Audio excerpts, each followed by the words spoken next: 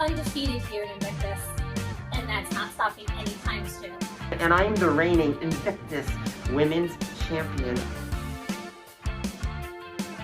I'm the Squadron General. I'm the Millionaire Killionaire Grand Champion. Squad!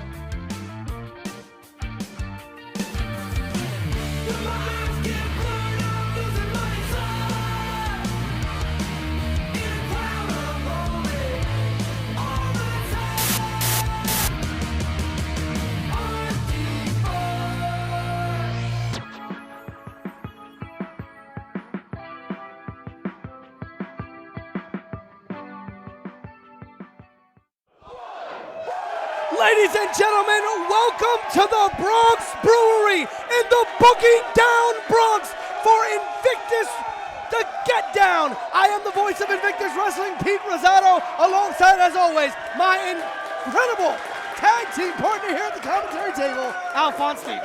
Pleasure to be here, Pete. Beer and wrestling, what better combination? Nothing better than that in a jam-packed night. The tag team championship on the line, the women's championship on the line, the social media championship, and the grand championship all on the line here at the beautiful Bronx Brewery. Let's get right to the action. Ryan Peterson can't wait for our first match. Ladies and gentlemen, our opening contest, which is sponsored by the High Side of the Ropes, is scheduled for one fall.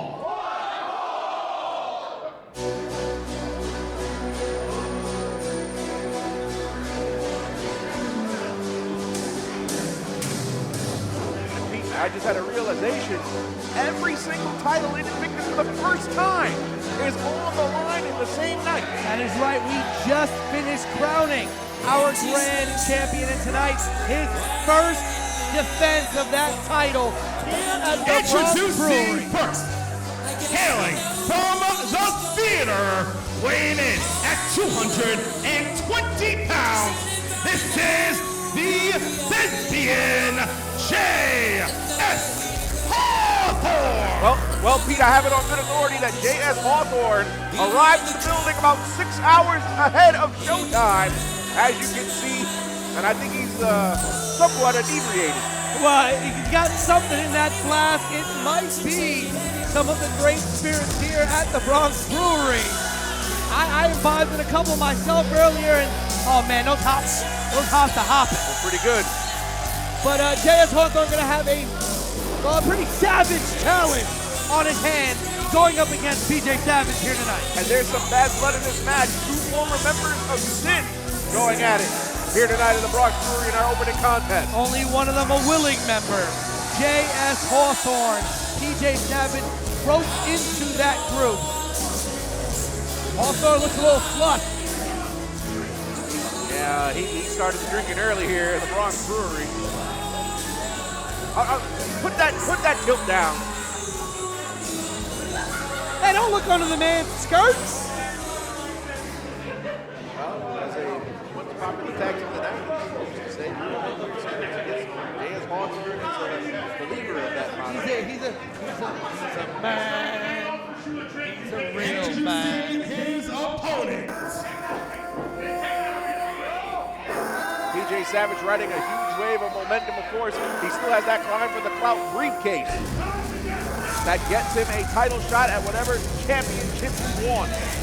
And there he is walking out with that briefcase. From New York City, weighing in at 255 pounds, for he is Savage PJ Savage! Filled to capacity here at the Bronx Brewery. Absolutely sold out, Alphonse. We were turning people away at the door. He said it's grade A whiskey. I'm not allowed, last I heard, we're not allowed to drink on the job. You have a badge? No, I don't, but. I don't either. I don't mind a couple of drinks. I got one right here. Well, God bless you, Pete. You're damn right. Live on IWTV here. And as you said, Pete, We had to turn people away. This is a standing only, sold out capacity crowd here in the Bronx Brewery. And to my understanding, the first time that the Bronx Brewery has ever hosted professional wrestling of any sort. Well, no, indoors. Indoors. The first time. The first time Invictus Wrestling was here, it was a no-ring event in the back. A no-ring event. PJ Savage actually wrestled on the first Invictus show here at the Bronx Brewery. Now, for the first time, a ring. You see the Bronx side in the back. You see the Bronx faithful, the Invictus faithful here, and now the IWTV faithful ready to watch the Get Down. Remember to hashtag the Get Down on all social media platforms. And we want to thank High Side of the Ropes for sponsoring this opening contest between Savage and Hawthorne. And again, PJ Savage riding momentum high. He's broken away from the takeover. We saw that group pretty much disintegrate. And now on a solo run, and still with that climb for the clout briefcase. And I don't know who he's going to go after. He could go after Big Trouble Ben Bishop. He could go after Ken Broadway in the Grand Championship. I don't know. And you gotta think that the Grand Champion being crowned had to throw a wrench in the plans, because for a long time, while PJ Savage held that briefcase, the target was squarely on the back of the social media champion. And wait a minute, before the bell rang, J.S. Hawthorne kicked PJ Savage in the nether regions. And maybe him stumbling out here was all a ruse to begin with. Maybe he was not lying when he told me earlier he can really hold his alcohol.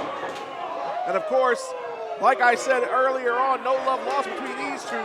Both of these men were in the group formerly known as Sin. And J.S. Hawthorne holds a grudge against PJ Savage. He says it was PJ's fault that Sin disintegrated. It's PJ's fault that Sin isn't running Invictus right now. Had PJ not let his feelings for his friends, the takeover, get in the way, Sin would have taken over Invictus Pro Wrestling with PJ Savage in the fold. And because PJ turned his back on Sin, it led to Jared Siegelbright to destroy that whole group. And isn't hindsight 2020, because he turned his back on Sin for his friends in the takeover. And it's safe to say takeover ain't friends no more. Well, you know what they say, what you're willing to do to others, people are going to be willing to do to you. Right. And he stabbed Takeover in the back. He stabbed Sin in the back, only for Takeover to take that same knife and stick it in the back of PJ Savage, led by none other than the hand of Jay Bougie. Speaking of Jay Bougie, in one of our featured bouts here tonight, Jay Bougie and Big Game Leroy in the cheat code match. I'm looking forward to that one. But a huge spear right now from PJ Savage just leveled J.S. Hawthorne. Hawthorne here in the corner by us, gasping for air. He could have cracked one of those lower ribs, making it hard for Hawthorne to breathe. See here, those kicks in the corner barely registering against Savage. Savage with such momentum, bounding out of that corner, almost bounce-like. Absolutely. Now PJ Savage, he's got duct tape in his hand. What in the world could he be doing with that? Well, I have heard J.S. Hawthorne's into a little bit of some role play, so the tape may not be a little foreign to Mr. Hawthorne. And he's already come out here drunk off whiskey. That was just the foreplay. Oh no, wait a minute. He's sticking that tape to the chest of Hawthorne. Listen, I'm not an expert in hair removal at all, but I really think you're supposed to put some kind of wax down. That is going to burn, and that's the type of burn I don't think a doctor can give you a cream for. Do you see the amount of hair on that piece of tape, Pete? And still, oh my goodness. And still Hawthorne, more hair than a grizzly bear. He would be a barber's dream. Hawthorne taking his time getting back in the ring. I mean, wouldn't you? I would if I had to wrestle PJ Savage. Oh, but what a heck of a clothesline that time by J.S. Hawthorne. You see the look on Hawthorne's face is just mutated. It's gone from this very playful kind of like, oh, we'll just see what happens here, to a much more serious demeanor. Cover here, roll through. I thought Savage was trying to roll through a cover of his own. And the power of PJ Savage. Fall away slam, shades of the late great Scott Hall. Hawthorne may have hit the back of his head on that bottom rope on the release there. He didn't have a lot of real estate to get thrown into. Big clothesline now from PJ. No, PJ didn't even need any momentum to get the power behind that. Well, PJ's greatest strength is his strength. He has proven to been able to exchange blows and power moves with the best of them. Judo throw by Hawthorne. You talk about strength. Hawthorne's biggest strength is exactly what he calls himself, a thespian. He has so many different areas that he is good at, so many different areas of attack. He can come at you with a submission game, he can come at you with a power game, he can come at you cerebrally. As you saw there, that judo throw masterfully done. So many different ways that J.S. Hawthorne can attack you. PJ Savage has to be on top of the game, but these two know each other very well. They were in the same group for months. No one here with any kind of inside knowledge. Both of them have to be on an even playing field here, as you said. Spent so much time learning each other, to team with each other. But right now, both of these men with vicious shots to the side of the head. Exchanging headbutts, and PJ Savage with the hardest of them all. But how much did that take out of PJ? As you see, he went down too. PJ leveled himself.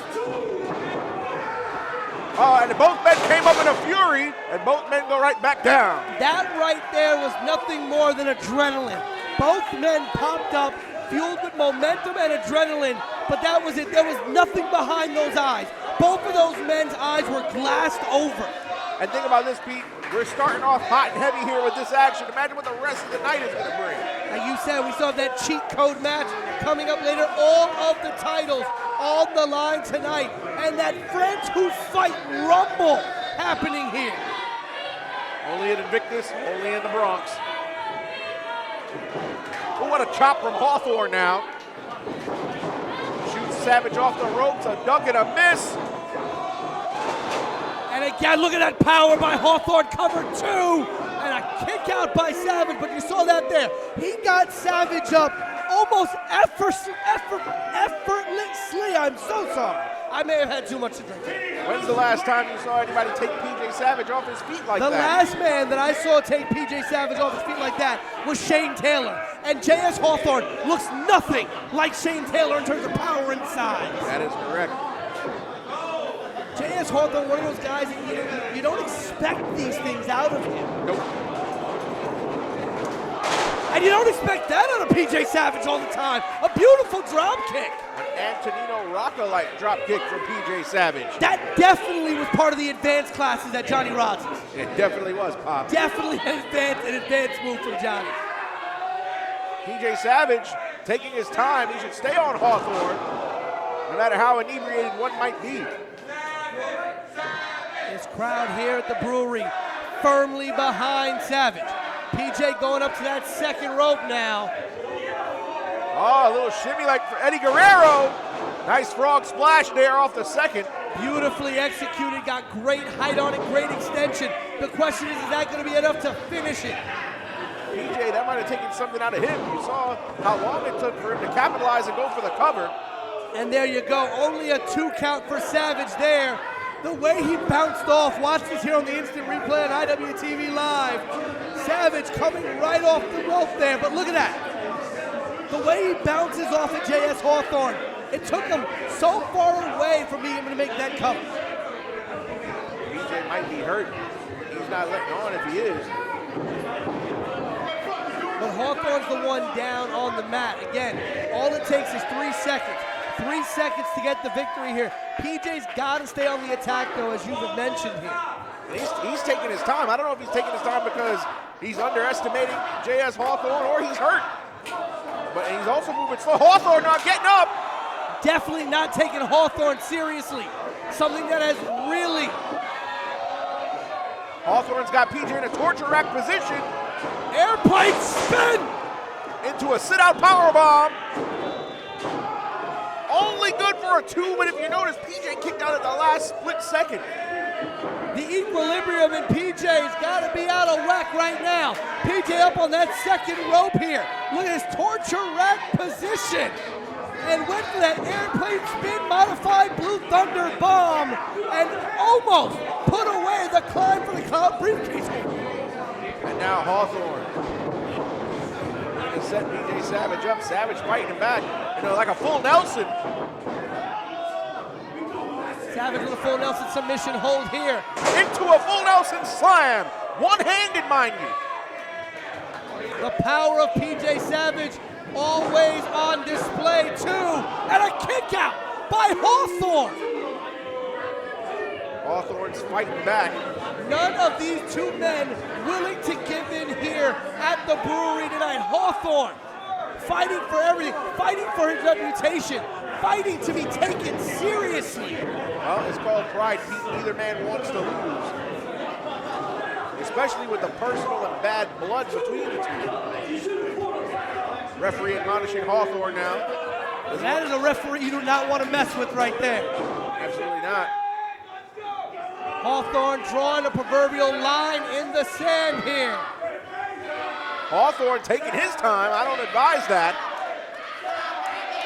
Saying defend your house.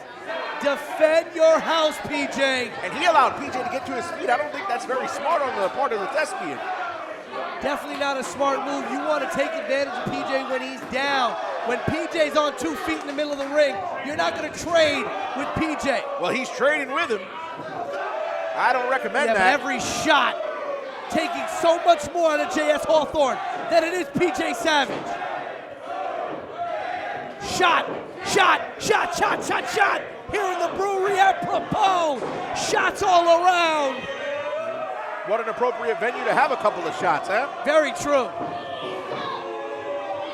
Oh, and that last one rocked J.S. Hawthorne. And right across the base of the chin. Did you see that? He went wrist to chin. Hawthorne now with a clubbing clothesline to the back of the head of Savage. Savage down, face down in the ring. Hawthorne's gonna have to use this to his advantage. He's going for the cover here. 1, 2. And a rope break. Savage just able to grab a hold of that bottom rope. And you gotta think a bad move on the part of J.S. Hawthorne. Instead of rolling Savage towards the middle of the ring, rolled them closer to those ropes. Had Hawthorne rolled him towards the middle of the ring, you think maybe Hawthorne would have gotten a 3 count there. Absolutely. That's where ring positioning is imperative. Oh, Hawthorne going for the Savage knee. Trying to put a little salt in the wound. Olympic slam or variation of it by PJ Savage. The disrespect to go for another person's finishing maneuver on them. PJ Savage has put many of men away with that knee, and I think we might see one right in front of us, Pete. And right there!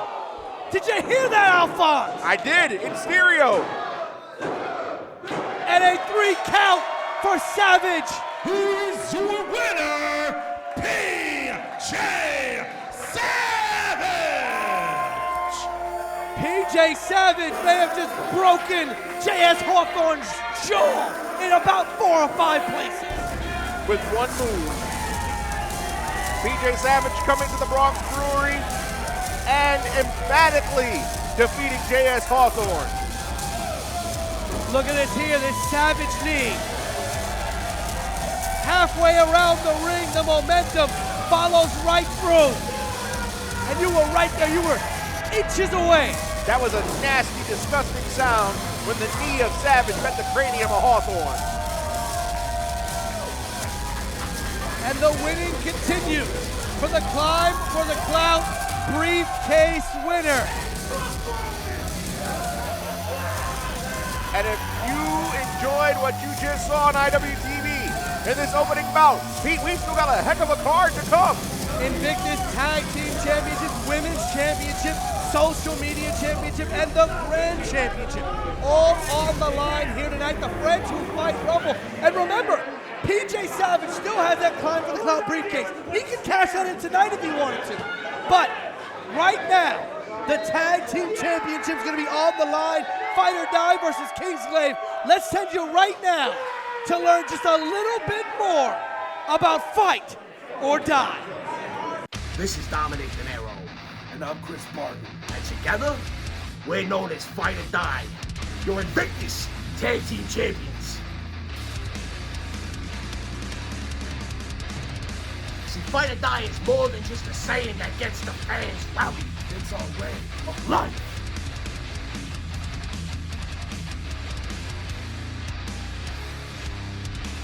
See, myself and Dominic De Niro, born and raised in Brooklyn, New York, we take that fight or die lifestyle and we apply it to our craft.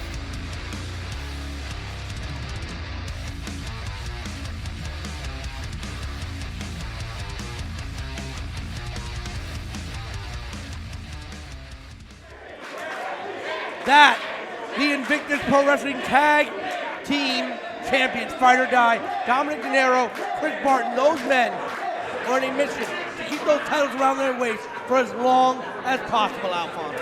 Absolutely, and making a title defense in the same city they wanted in the Bronx. To Ryan Peterson with the introduction. Ladies and gentlemen, the following contest, which is sponsored by GG for the Win, is a tag team match scheduled for one fall, and it is for the Invictus Pro Wrestling Tag Team Championship. And you know what that one fall will get you? That one fall will get you everything for the win. Check out GG for the Win on Instagram and all the social medias at GG for the Win and the rest of the Knuckleheads on the Knucklehead Network. Here come the challengers. Kingsglaive, Max Zero, Travis Huckabee. And ladies and gentlemen, if you are not watched Invictus Pro Wrestling before, I invite you to go back and watch the incredible Pure Rules match that Invictus had, starring that man right there, Travis Huckabee. That was a heck of a match.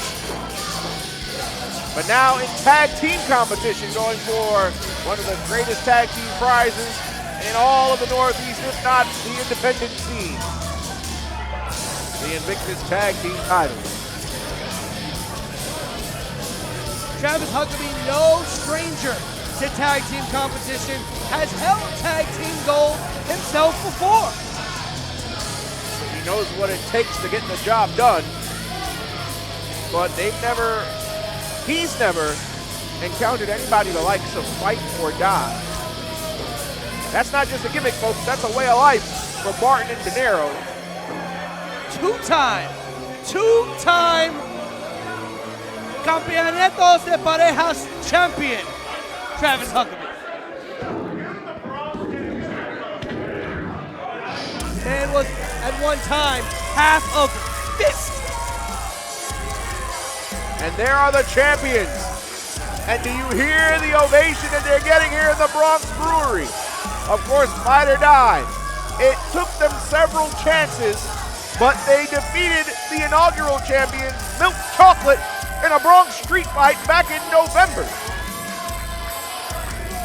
It took 3 vicious matches for Fight or Die to finally get their hands on those tag team titles. And I was talking with Barton and De Niro earlier today, and they told me we don't intend to let go of those titles under any circumstances. We are willing to die before we let go of those tag team championships. Strong statements indeed. I've known these two men a long time. I had the pleasure of training in the same dojo they did. And they've been this way since the very beginning. They don't back down from anyone or anything. All they know is fight or die. At one point, they held 3 different tag team championships across 3 different companies. They just lost one, and I highly doubt they intend to lose another. I told them you were a 2-time Campeonatos champion. 2 times. This match should be very hard hitting.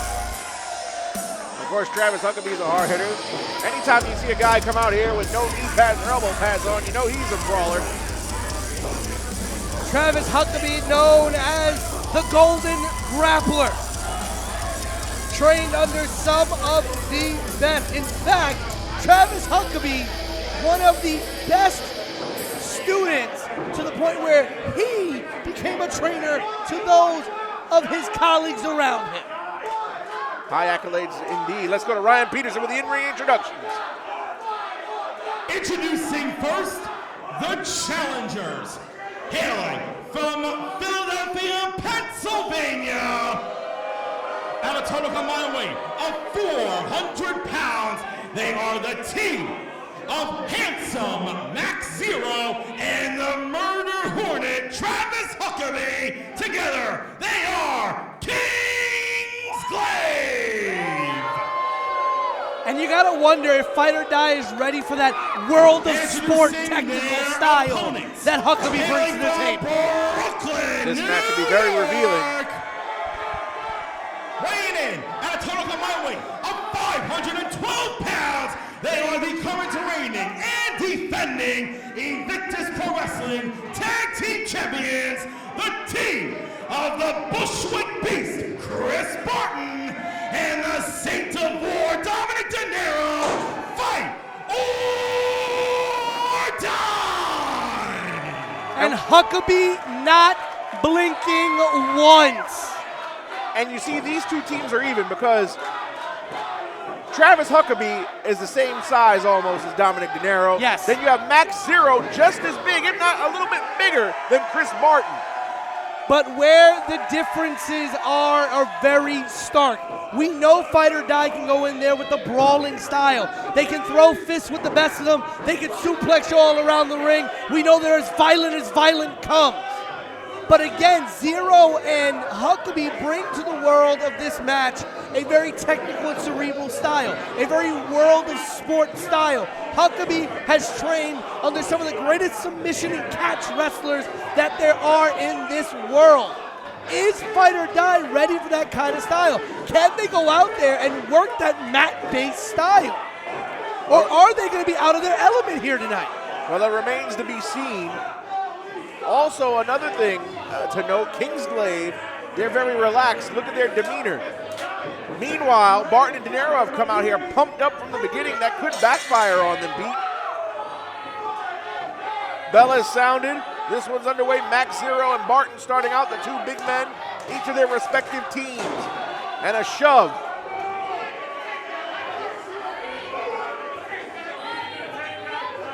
And I think Max Zero and Travis Huckabee are somewhat in the heads of Fight or Die to start out here. Powerhouses, but don't be fooled. Max Zero again trained alongside Travis Huckabee at the world famous Wrestle Factory. This man is a powerhouse, but can very much go again with that technical style, that mat-based style. So he's going to be able to throw everything Barton's going to be able to throw. He's going to be able to take that power game. But is Barton going to be thrown off by the fact that Max can very easily switch styles? Multiple styles indeed. Max Zero is a master of, as we see a collar elbow tie-up and a somewhat of a test of strength that Chris Barton is winning for the time being. Backs Max Zero to the corner, and official Nick Shin calling for the break. Max Zero, a master as well at hiding his emotions, hiding pain, hiding his thinking. This is a man who wrestled under a hood for so many years. Now with the side headlock, shoots him off. Shoulder takedown, unsuccessful. Letting the hair down is the handsome one. Both men now ahead of steam. Neither man can bring each other down. And the big meaty men doing exactly what big meaty men are meant to do. Slapping meat. Neither man can take the other off his feet. And you can see Barton already getting frustrated. He's not used to getting powered around like this. He is not. Oh, and a bicycle kick. And Barton wasn't expecting that. And you see what Max said. See, it's a thinking man's game here. That's right. You also got to think Fight or Die are probably not in the best physical condition right now.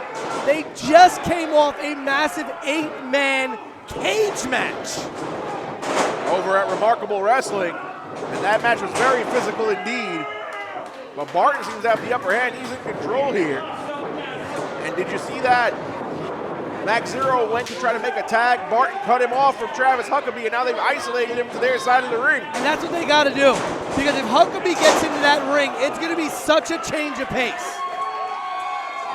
And now De Niro in there with Max Zero. And there it is. Now here we go. This is going to be interesting here. Huckabee and De Niro. De Niro, the more vicious of the two, but I hate to say this, I don't think De Niro can match technical wrestling acumen with Travis Huckabee. No, not at all. Huckabee is going to take the fight cerebrally to Dominic De Niro. He's going to break him down piece by piece. Listen, I've seen Dominic De Niro mat wrestle, but I have not seen him mat wrestle like Huckabee has. Not at all. Travis Huckabee, a throwback to those British Carnival-style bare-knuckle brawlers. But De Niro in control. He's got the headlocks. Look at that there. Look at how easily Huckabee transitioned from one hold to another, from one position to another. Fluid. Such fluidity on the mat does Huckabee have. Travis Huckabee is probably the closest I'll get to calling a World of Sport match in England. The man who won the Johnny Kidd Invitational in 2018. A man who has made it into the semifinals of the Kings of Trios multiple times. Travis Huckabee in control right now. Huckabee whipped to the ropes. Ducks under. Oh, not one but two clotheslines. But De Niro came back with a flying crossbody. But you see what De Niro's trying to do? He's trying to wrestle Huckabee style a match, which I think is a mistake. But he's also caught Huckabee a little off guard, because I don't think Huckabee expected De Niro to do that. No. I think Huckabee expected for De Niro to come in with one gear. He expected him to come in and just, oh, look at that there. Look at that positioning. Great ring awareness by Huckabee that time to get his foot on the rope. And the way he was able to angle his ankle, to wrench his ankle over. But again, I think Huckabee is legitimately surprised at the fact that Dominic De Niro has been able to switch gears the way that he has. He probably game planned for the Dominic De Niro he's used to seeing. And there's plenty of footage on these two. Barton now in with Huckabee. Didn't get all of that kick, but got enough. Pounce-like maneuver. You would have thought Barton was on the gridiron on Sundays. Shoulder tackle right there, as you said, only a 2 count. And you got to think, if maybe if Barton had got that leg up just a little higher, got a little bit more on that kick, we might have gotten a 3 there. Now Barton, power game on display with a big scoop slam. Tag back to De Niro, and a lot of cohesion between Fight or Die early here. And they're going to need that. They want to isolate one member of the team. High-low there. But an interesting high-low cross body by Barton. Haven't seen that before. And now Huckabee on the outside. Not a lot of room on the outside out here. Not at all. We're very cramped. For the first time, you can see us on the camera That's feed. right. I'm glad you wore a jacket today. Thank you. It's becoming the norm. But Max Zero tagged in now. De Niro getting double teamed in the corner. See that double arm choke there almost. Taking the breath out of De Niro before snapping him back. Oh, De Niro fighting back with chops of his own, but I don't think he'd want to trade chops with Max Zero with an explosive suplex that time by Max Zero. Cover by Max. 1 count only, but you can see De Niro. He's already wincing in pain, and again, you gotta think if that 8-man war in the cage is having any wear on these two tonight. It probably is, and look at the strength They of Max. cannot be at 100%. Look at the strength of Max Zero with this delayed vertical suplex. All the blood rushing to the brain of De Niro.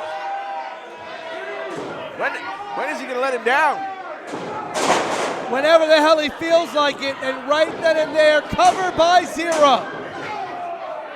I felt like I was on the Ferris wheel when they put it up in the summertime at the Bronx Flea Market. And look at this here, kept him up for easily close to 10 to 15 seconds up in the air. And you look at that heavy breathing by Dinero. You see that there, heavy breathing, and it's not in the lung area, it's down in the stomach. He's breathing deep down into his belly, which means he is trying to suck air out. He is deathly tired right now. Not to mention, Max Zero's a tall guy. That was a long way down. But Dinero putting up a valiant fight. It doesn't seem like it's enough. Nice Uranagi by Max Zero, tagged to Huckabee. And they just got Barton right off here. Getting Barton off the apron is a smart move by Kingsglaive here. Slingshot into a running knee. Oh, look at the pin combination. Interesting cover by Huckabee, but only got a 2 count. And you got to think the confusion that happened there led there. It took a while for Max and Travis to get what they wanted to get set up. And now, off the ropes, goes Dinero. Partners back to their respective corners. Huckabee, here we go. Here's that technician's skill there. Here's the skill on the mat that won him the Johnny Kidd invitation. And now working on the fingers, or by the medical term, the metatarsals of Dominic Dinero. I can never tell, metacarpals, metatarsals. Metacarpal is your foot. Oh, I didn't know that. I've been doing my research. The more you know. But Kingsglaive in control right now. On another tag, I mentioned the cohesion of Fight or Die earlier in the match. The tides have turned. Now Kingsglaive, the more cohesive unit. They have isolated Dominic Dinero here in this ring. Dinero trying to fight back. He should be trying to get a tag. But fighting 2-on-1 here. Trying to get Max Zero set up. They're trying to go for some kind of suplex. Enziguri might have bought Dinero a window of opportunity to get a tag. Dinero's going to have to get all the way across the ring. Max reaching out, grabbing the foot of Dinero, trying to hold him back. And Huckabee over here getting Barton off the apron. Smart veteran maneuver by Huckabee. Dinero got to the corner, but nowhere to tag, or nobody to tag. And that's the veteran tag team experience that Huckabee has here. Oh, and a throwback there to 2 men who had trained at the Wrestle Factory before. Absolutely. Some might say those 2 men were kings of wrestling at one point. What a beautiful maneuver there by Zero and Huckabee. Almost won the tag team championship. And wouldn't that have been apropos? It would have. But Dinero, you can see he's limp. Dinero, tired, limp, in pain, wants nothing more than a tag in to Chris Barton. Dinero fought out, slides underneath. You can tell he's moving with fatigue.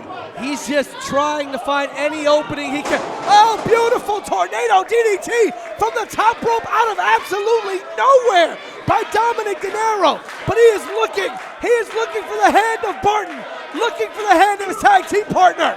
And you see Huckabee threw Max Zero back in the ring so he can get a tag. Dinero almost at this corner. Max Zero got the tag. Tag to Huckabee. Tag to Barton. Both men back in the ring. But this right now, a little bit of a mismatch. The powerhouse brawler versus the technician. Oh, wow. Max Zero just clubbed Huckabee and a huge German suplex. And he didn't let go. Barton didn't let go. Going for 3. Can we get the trifecta? Looking for the hat trick. Like the Yankees, 98 to 2000. 3 in a row, baby. You just had to make a Yankee reference. We're in the Bronx, Hal. Of course I had to make a Bronx reference. That's true. Big choke slam. And did you see the hang time on that choke slam? Followed up by that huge senton. Covered by Barton, 1, 2, and a kick out by Huckabee. And you gotta wonder where the hell that came from. Let's take a look at the replay. The flurry of offense that Chris Barton hit off the top rope came Huckabee. He got caught into that choke slam and watch the hang time feet. All the way up in the air, came crashing right down on the top of his head, followed by that senton. Huckabee was about as high up in the air as the Statue of Liberty's right arm is. De Niro throws Huckabee into Barton. Turned him inside out. That's their tag team combination maneuver. Cover by Barton. 1, 2, and 0. Right in the nick of time. Right place, right time. He broke that one up. That might have been 3. The length of 0. 0 so tall. 6'6", I believe, 6'7". Ooh, what a chop. And another one. And these two exchanging chops. Barton put a little extra mustard on that one. Well, I don't know if you call that mustard, but he put a little something on it. Yeah, something. Little something. These two men, both of their chests red and welted over. And exchanging vicious strikes. And the show of strength by Max Zero. And again, just the look of shock on Barton's face when somebody is able to match his power. It is very rare that power is matched when Chris Barton's in the ring. Now De Niro once again left to the wolves here. De Niro up in a razor's edge-like position. Into a buckle bomb, and on the way down, Huckabee kicked Dominic De Niro in the back. Double shot kick there by Huckabee and Zero. There we go now, Huckabee. Wheelbarrow from Zero. Double senton. Huckabee, the legal person, going for the cover here.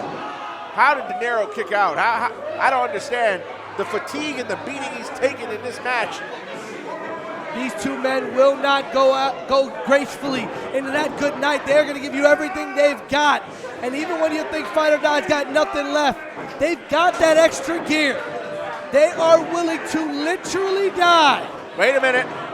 Chris Barton, snap soup, dragon suplex. Roll up cover by, was that by Huckabee or De Niro? That was by De Niro. Huckabee kicked out. De Niro now on that second rope. Strike to the back of the head. Huckabee's in a bad way here. That second rope, elbow to the back of the neck. Oh no. And this has got to be it here. And they've done it. Successful title retention. Ladies and gentlemen, here are your winners and still Invictus Pro Wrestling Tag Team Champions, Fight or Die! However, Kingsglaive gave Fight or Die a run for their money. What did you say, Pete? Definitely did. Brought out another gear in Fight or Die. You had to see them change the way that they approached the match. Fight or Die has usually been able to brawl their way out of any situation. But tonight, they had to go the extra mile. They had to give it an extra gear. They had to deal with that technical style of Huckabee and Zero. And let's take a look at the replay. This spelled the end for one Travis Huckabee and Kingsglaive. Double pin by De Niro and Barton, but you gotta think these two men are feeling a lot of pain. This is only the second leg of their 3-week match. Their vicious 3 weeks of matches, 8-person cage match. Now this tag match, they have a 4-way tag match coming up next week. You gotta wonder, how long is Fight or Die gonna be able to keep up this level of brutality before they start to fall apart themselves? Well, you know the motto, it's a way of life, it's not just a gimmick. It's either they fight or die.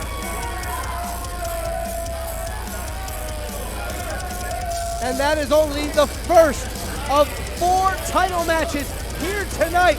Later on tonight, the first defense of the Invictus Grand Championship as Ken Broadway goes one-on-one against the man you never thought you'd see at Invictus Pro Wrestling, MV Young. Never say never.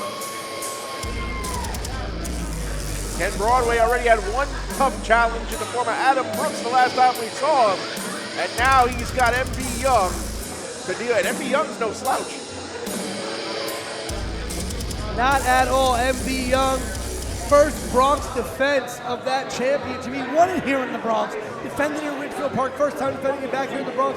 Let's go to Ryan Peterson for the second title match of the night.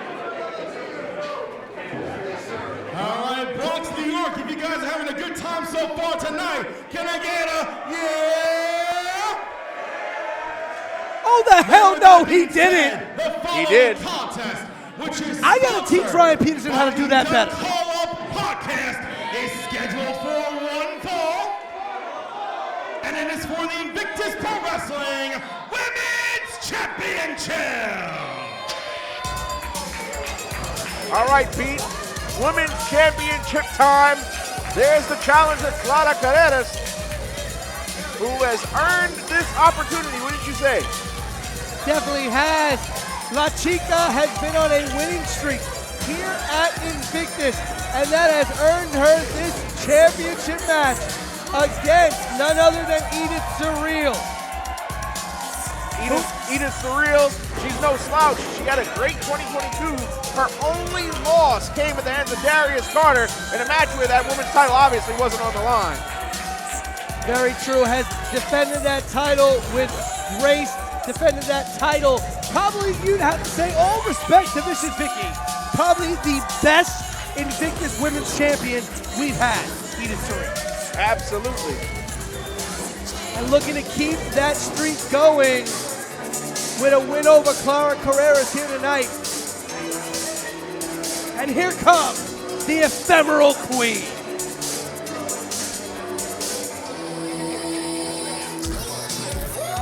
And here she is, Edith Surreal. And you hear the crowd here in the Bronx Brewery with chants of Edith. Edith Surreal, a fan favorite wherever she goes. You tell no lies, my friend. Edith Surreal has held that Invictus Women's Championship for over a year herself after defeating Vicious Vicky, who was the inaugural holder of that championship. We have seen 2 year-long reigns of the Invictus Women's Championship so far in the history of the Invictus Women's division. But Clara Carreras is riding a huge wave of momentum coming into this match, not suffering a defeat in her tenure here in Invictus. Yeah, but you know this better than anyone else. Both of us being big baseball fans, hot streaks can glimmer out fast. It can be a week-long hot streak. You win 3, 4, 5 straight games, and then all of a sudden, you get that big loss. You know, Clara has done some great things here at Invictus, but to defeat somebody like Edith Surreal is going to take a lot more than what Clara has had to deal with so far. This is going to be the biggest challenge Clara has had so far in Invictus. Let's throw it to Ryan Peterson with the in-ring introduction to the competitors. Introducing first, the challenger, hailing from Riverside, California. This is La Chica Clara Carreras.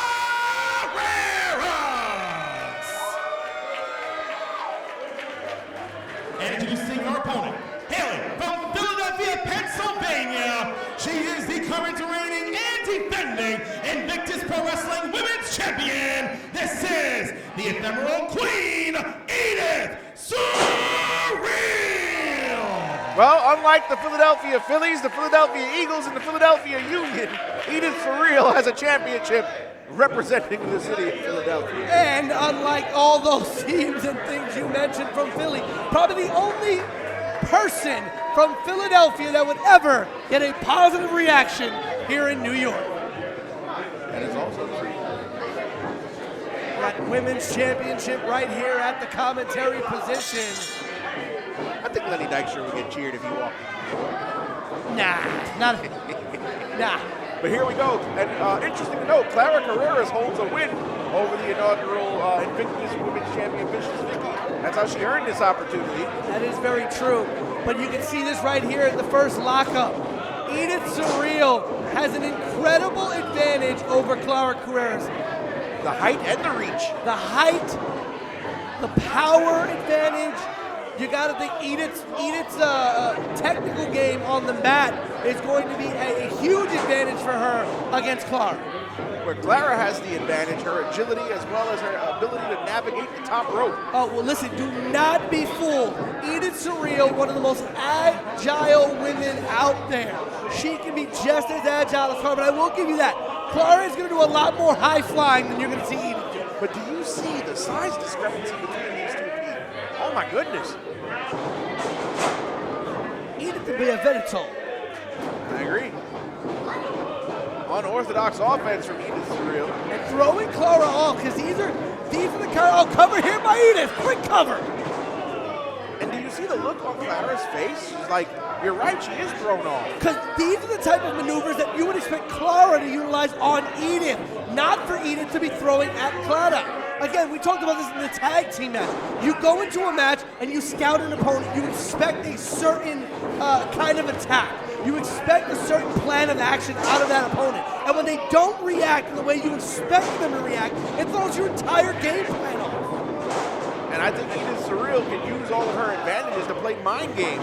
What would you do when you're pitching to somebody like Pete Alonso or Aaron Judge? What are you expecting? You're expecting they're swinging for the fences.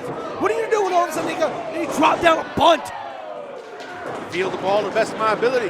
But For the best. the defense isn't expecting that. That's also true. And that's what we're seeing here. Clara's not ready for that type of attack from Edith. Oh, wow. Clara is able to escape the shoulders of Edith. Cartwheel now.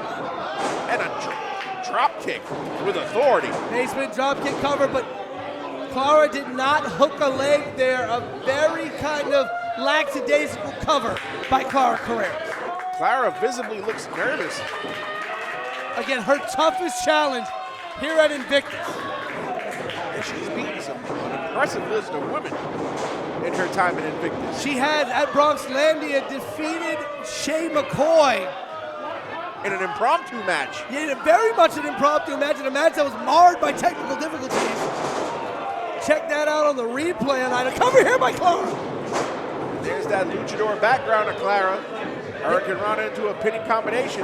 This time hooking the lace. Clara Sykes, one of her biggest influences. The late great legend. Cover here.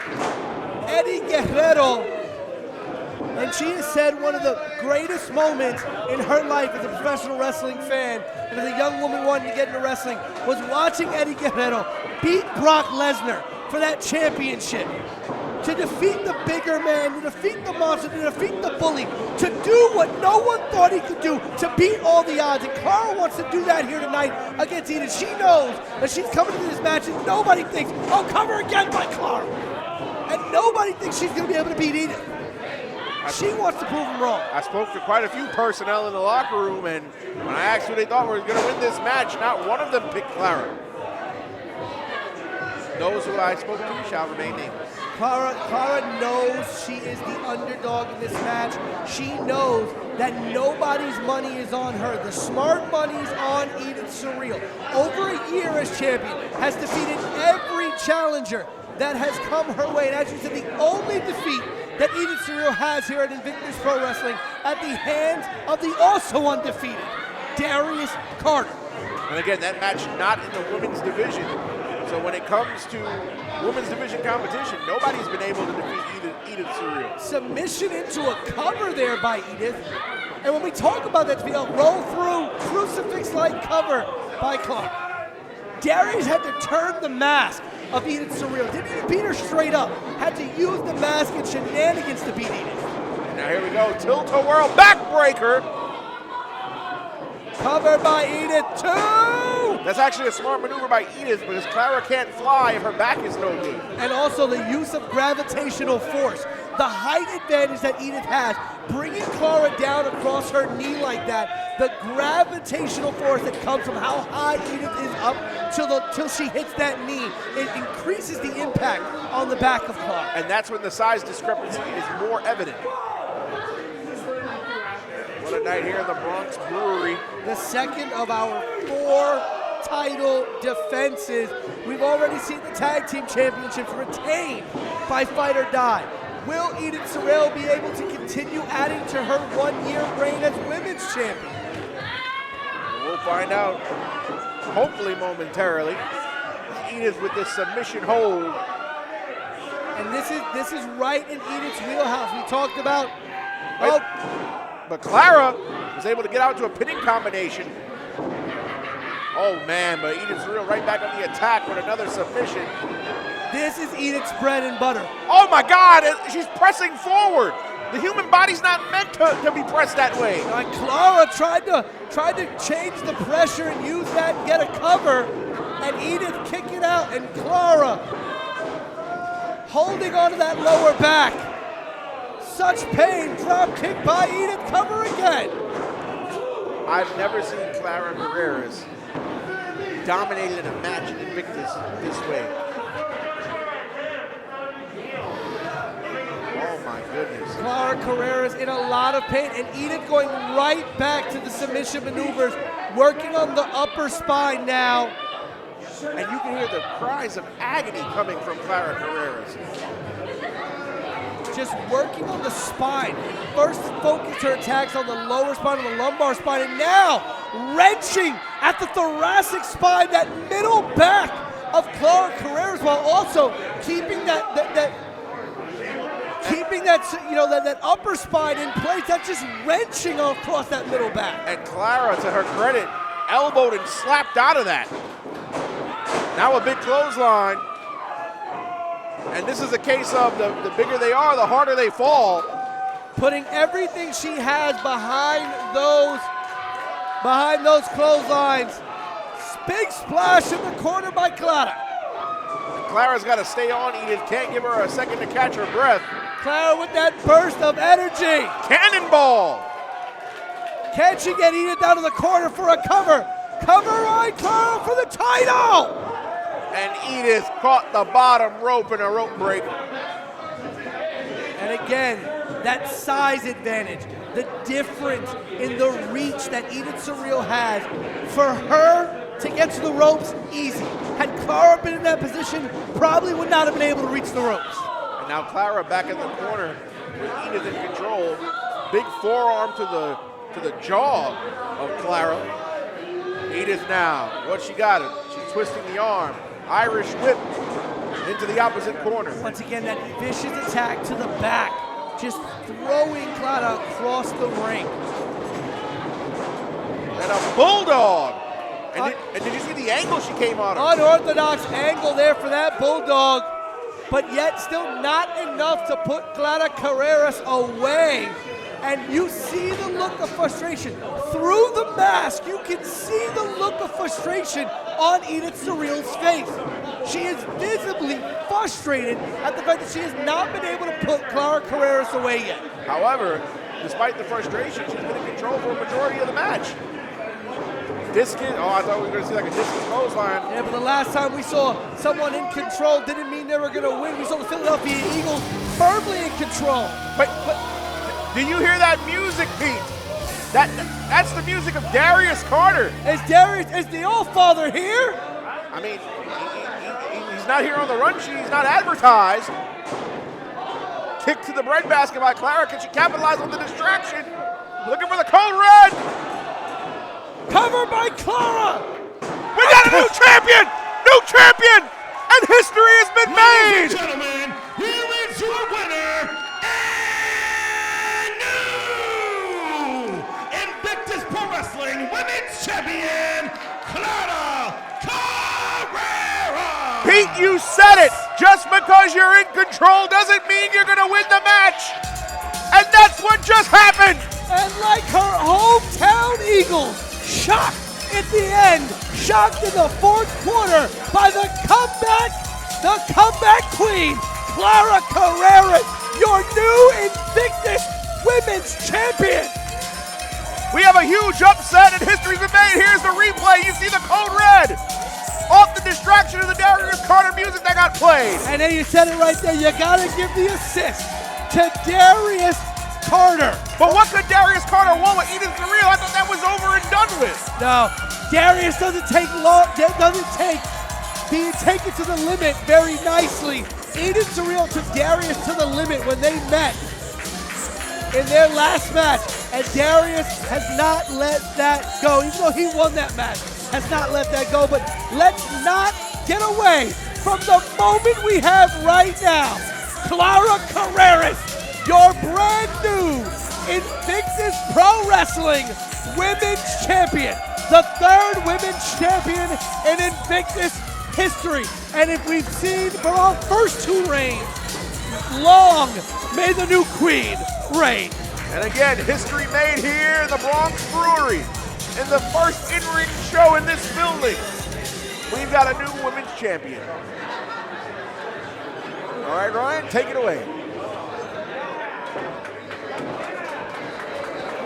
Ladies and gentlemen, the action continues with the following contest, which is sponsored by Smack Talk Showdown, and it is a cheat code match.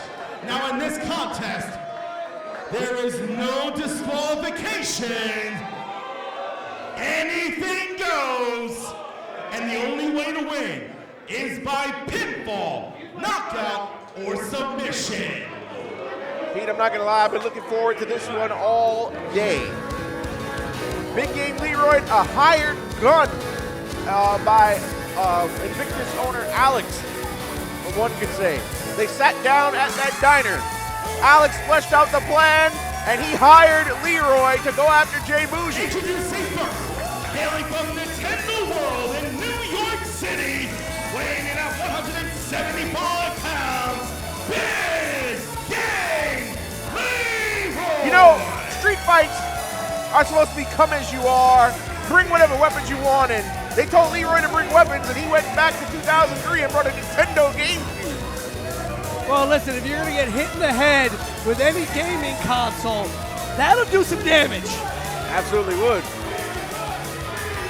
Now, if Big Game Leroy wins this match, Jay Bougie is gone from Invictus. And you know that Invictus management and even Leroy himself would like nothing more than to be rid of Jay Bougie. They thought they were rid of him when Jay Bougie walked out on the company. When Jay Bougie said he didn't want to be a part of this, well, SHI, you know what company anymore. Only for Jay Bougie to crash the party at Bronxlandia. And not only crash the party, but take away Leroy's spot in that Grand Championship tournament. And, you know, I say all of that, but Al, I'm going to say to you what I said that night. Alex Aceta have no one to blame but himself. Accompanied to the ring by Shayla, hailing from the city of money and violence, representing Kingsbridge, Bronx, New York. Oh, look at Jay Bougie in the face of Alex, the owner of this company. DWI 485. He is a god figure. This is Jay Bougie. Now, if Jay Bougie can somehow win this match, he will be granted a spot in the upcoming Climb for the Clout ladder match. And you gotta think, as valuable as that is, it's a lot less than your spot in the company. Because it doesn't mean that Jay Bougie gets the briefcase. It doesn't mean that Jay Bougie automatically becomes the new Climb for the Clout briefcase owner. No. It means he's one of 6, maybe 7 people in a ladder match to vie for a shot at that briefcase. Well, you gotta think, somebody fleeced somebody in this match. That's true, but technically, is Jay Bougie even a member of the roster? He did walk out on the company, but since he's walked out, he's been in the finals of the Grand Championship tournament. Wait a minute. Wait, and now Nick, the other co-owner of Invictus, in Jay Bougie's face. And again, you know, this is where you gotta separate business with personal. And Big Game Leroy, who also has a gripe with Jay Bougie again, he's the reason why Jay Bougie got in the Grand Championship Finals. He wanted to fight him. Listen, instead of treating this like business as they should have, Alex and Nick have let their personal feelings get the best of them. They have let Jay Bougie play them into the positions that he's in. Listen, Jay Bougie doesn't beat Big Game Leroy and go to the finals of the Grand Championship tournament if Alex doesn't let his feelings get the better of him. If Alex doesn't get punked out by Jay Bougie and get put into that match. Big Game Leroy goes to the finals. Maybe Big Game Leroy is your grand champion right now, but no. Well, you also got to remember, Big Game Leroy was given the choice. Do you want a first round bye after Jay Bougie took out his opponent, Anthony Gamble, and Leroy said no. Right, but that doesn't mean Alex had to put Jay Bougie in the match. He could have picked he could have picked one of us. He didn't have to pick Jay Bougie. Like you said, Jay Bougie didn't want to be here anymore. Jay Bougie has said a very, very unsavory things about Invictus in this company. And again, if Jay Bougie loses this match, he is gone from Invictus for good. If he wins, he's in the climb for the Clout ladder match. For a man who may or may not be a member of this roster, Jay Bougie is sure getting matches on every show. There are guys out here who can't get booked. He doesn't even part of the company anymore, and he's on every show. That's true. Wait a minute now, Big Game Leroy, he's got the controller cord hanging from that GameCube, and he's choking Jay Bougie. I think he's playing Super Mario Sunshine. You gotta get those shine sprites, you know? Put that extra torque there. It's like when you're playing a racing game and you go with the controller thinking it's gonna help you turn. And now assaulting Jay Bougie with the controller. Oh no, don't tell me he's gonna hit him in the head with the GameCube. That'd be the smart thing to do. Oh, he's putting the hand in the latch. This is a street fight, meaning there are no disqualifications in this cheat code match, but can be won by pinfall or submission. And that's the key thing. Oh wow! He snapped that latch on the fingers of Jay Bougie and hits him in the leg with the GameCube. But you also said no disqualification, and wherever Jay Bougie is, he's got Shayla with him, and she always factors into a match. And you gotta wonder if Face is anywhere around here as well. Wow, what a way to wear out a GameCube. I hope he's got a warranty on that thing. Probably trade in at the PS4 at GameStop for it. That's all he can get. That's true. When this match is done, that GameCube might only be worth $10. Oh no, not a body slam on the GameCube! And Jay Bougie's in agony, and I know I'm supposed to be impartial, but I'm loving this. Talk about a final smash.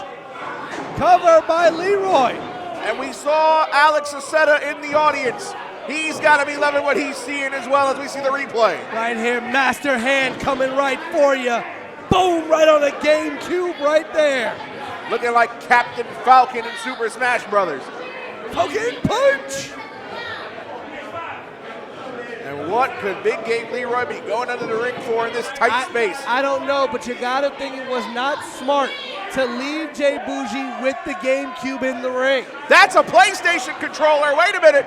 Shayla grabbed the foot of Leroy, and there it is. A window of opportunity, and Jay Bougie capitalized. That springboard DDT from the outside in, the hard way there. And Bougie going for the cover. Again, this match could be won by pinfall, submission, or even a knockout. And again, Bougie just so preoccupied right now. Oh, look, he's jacking with Alex again. Tell Alex, come on, get in the ring. Well, it is no disqualification. But again, Alex and Nick, the owners of Invictus, they need to separate business and personal. I agree. They don't have to like Jay Bougie. But right now, they have to stay out of it. They have to keep their personal feelings out of this match. Let Leroy wrestle this match. Because the minute you get involved, you create a conundrum that can be hard to overcome. And Jay Bougie, every time Alex and Nick have thrown a wrench in his way, has found some way to overcome.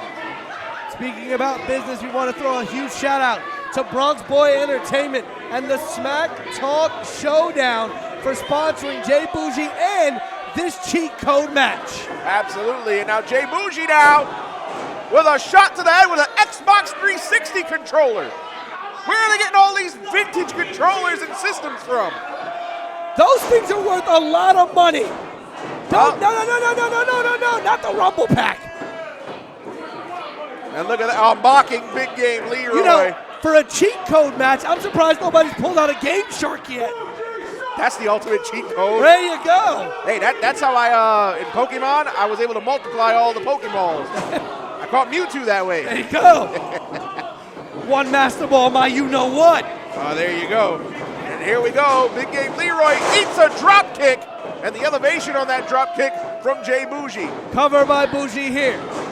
Because at the end of the day, you can have all the bits and bobbles, all the bells and whistles, but at the end of the day, this is still a wrestling match. That it is. Still got to be won by pinfall or submission.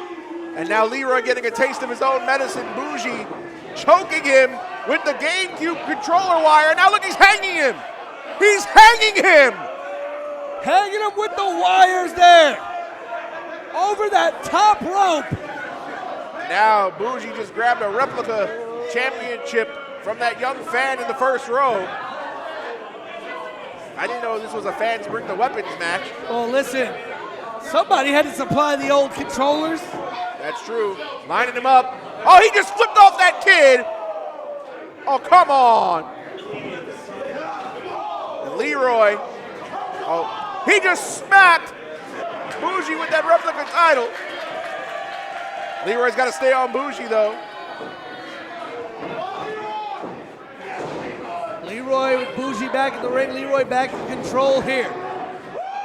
Oh, wow, and Jay Bougie with the counter to that fisherman suplex. Beautiful counter by Bougie there. Talk what you want. Bougie knows what he's doing. And I'm surprised for a no disqualification type match. There sure is a lot of wrestling acumen here on display. At the end of the day, this is still a match that's got to be won in the ring. It is a no disqualification match, but notice it is not a falls count anywhere match. That is not part of the cheat code here. Oh no, and look at how Bougie's using that GameCube across the forehead with the latch. I wonder if you can still play games like that. I think I might try to after the show. They had that TV upstairs. Oh yeah. Oh no, now somebody is in the audience has given Jay Bougie a crutch. He took a crutch from a fan. Some fan has a vengeance against Big Game Leroy, a swing and a miss. And now Leroy. Leroy didn't miss. Leroy looking like Pete Alonso with a big swing, and he hit him. It is high, it is far, it is gone across the back of Jay Bougie. And now Leroy stalking Bougie with a big clothesline. And another. Swing and a miss from Bougie. Beautiful neck breaker there by Leroy. Leroy firmly in control. But again, this match can only be won pinfall or submission. And a Kamehameha that was telegraphed by Bougie, thrown right into the corner. Like Vegeta and Goku, Bougie knows exactly what Leroy's gonna go for, knows exactly how to counter it. Leroy's gotta do some different things in this match if he wants to get a win here over Bougie. And now Bougie, the only man in the ring on his feet outside of official Nick Shin. And as you said, that X Factor, what the hell? Shayla, what is that? That's an Xbox. I think that's my Xbox. Wait a minute. Spice! Spice out here. She just disarmed Shayla. Longtime trainee of Leroy. Coming to his aid here. Well, Leroy brought backup. He came prepared to counter Shayla's involvement. And Shayla's hightailed it. Yeah, she's out of here. And a Kamehameha with the switching toe. That one just may have thrown Jay Bougie back to the WUW dojo. And now Bougie in control. Will that be all? Is Bougie gone? And Bougie at the last split second kicked out, keeping his spot here in Invictus for the time being. As you said, Bougie knows what's at stake. It is his spot here at Invictus Pro Wrestling. If he loses here tonight, he is gone. It's no more crashing the party. It's no more finding a way in, finding a loophole. He is gone. Next time we see him in Invictus, he may have to buy a ticket. which you couldn't buy a ticket tonight because we're sold out. Here we go. Bougie with a bougie cutter. He didn't get him flush, but he got just enough. Leroy down, covered by Bougie. 1, 2. And Leroy kicked out. And like you said, he didn't get it flush. He didn't get all of that cutter. Might he had hit it all, that might have been what it would have taken for Bougie to secure that spot in the climb for the Clout Ladder match. Bougie talking to Alex. And you gotta think, the last time Bougie was in a climb for the Clout Ladder match, he was that close himself from winning that briefcase. He actually let PJ Savage get the briefcase. Oh, wait a minute. Oh, now a lot of talking to Leroy with a huge forearm. That is one of the most vicious strikes I've ever seen Leroy throw. Oh, and Bougie came right back with a forearm of his own. And these two exchanging blows like Tyson and Holyfield. Back and forth, Leroy fighting for more than just Invictus, fighting for his own pride, for his own respect. And of course, Bougie fighting for nobody but himself. Everything Bougie, baby. Well, the price has gone up. Way up. Way up. Both men down here in the middle of the ring. And you hear the Invictus faithful here in the Bronx Brewery with a chant of "This is awesome." Both men rolling to opposite sides of the ring. And again, there is no count outs in this match. So Nick Shin just trying to get both men back in the ring. And each man has pulled something. Is that what I think it is? They've got Nerf guns! And we've got a Rochambeau! This might be a game of Russian roulette. I swear, officer, I'm not holding. Pete, we may have to duck for cover. They might shoot somebody's eye out here. I wonder if they've got licenses to carry. I don't think that exists in New York State. Not yet.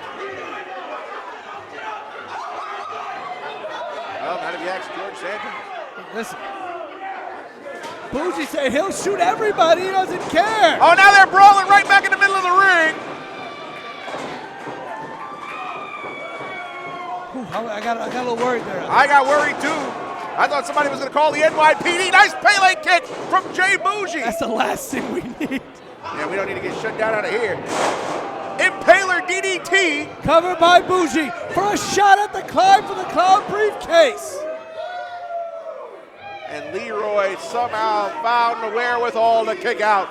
And I wonder, Pete, what's going through the mind of Nick and Alex as they stand in the front row watching this match?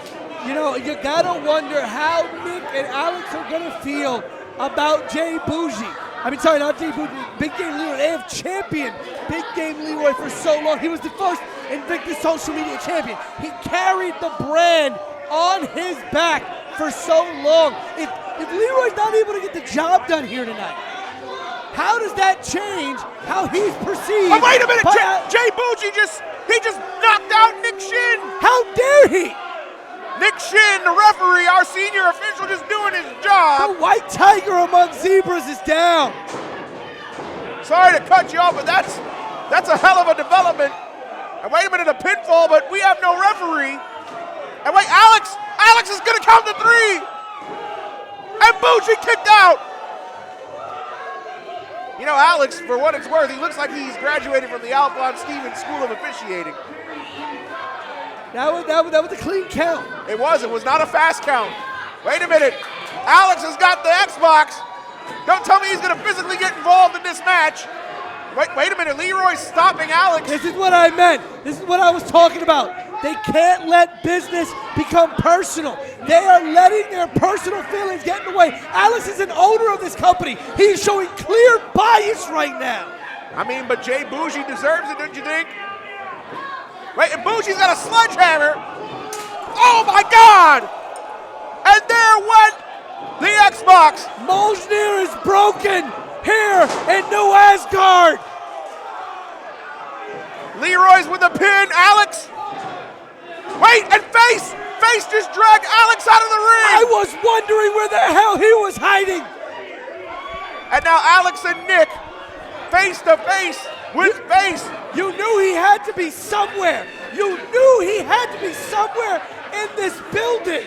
And wait, now Face getting in the ring. Alex getting back in the ring. This is chaos. And now Face and Leroy, there's no disqualification. They're going at it. And Alex looks conflicted here. Alex doesn't know what the hell to do. Oh, and a low blow from Bougie. And the numbers game catching up to Leroy. 100% legal and right in the face of Alex Aceta. Well, I guess the plan to get rid of Bougie might backfire after all. Well, listen, they still need somebody to count the three. And from the way that it goes, I don't know if Alex is going to count a three here. Well, he's not a referee, so technically he's the owner of this company. He can do whatever he wants. Do you think he's going to count his own man out? I don't think so, but there goes the stomp on the Xbox. And look at that. He has cracked the Xbox. And now there's the pinfall. Alex. See, this is what I mean. Alex is not going to count a three on Leroy. He is not going to sacrifice his own man here. And I don't know if you saw, but Nick is on the outside telling Alex, don't do it. All the pressure is on Alex right now. Wait, no. He's doing the right thing, so-called. This is a hell of a slow count. He started. He's got to finish here. And that's it. Jay Bougie has won this match and a spot in the Climb for the Clout briefcase match. Here is your winner, Jay Bougie. And once again, Jay Bougie has stuck it to the ownership of this company. But once again, you reap what you sow. Alex did not have to get involved in this match. He could have waited for another referee to show up. He could have waited for somebody else. No, Alex Aceta decided to once again personally get involved. At the end of the day, Alex and Nick have nobody to blame but themselves. And it may cost me my job to say that, but it's the truth. Alex and Nick should have kept their personal feelings out of this match and kept themselves out of this match. And ultimately, it was Alex's involvement trying to count that pinfall on Bougie. Now, granted, he did the right thing. He showed no bias, but still, his involvement led to Bougie. But that's the match. problem. He showed no bias because he had to show no bias.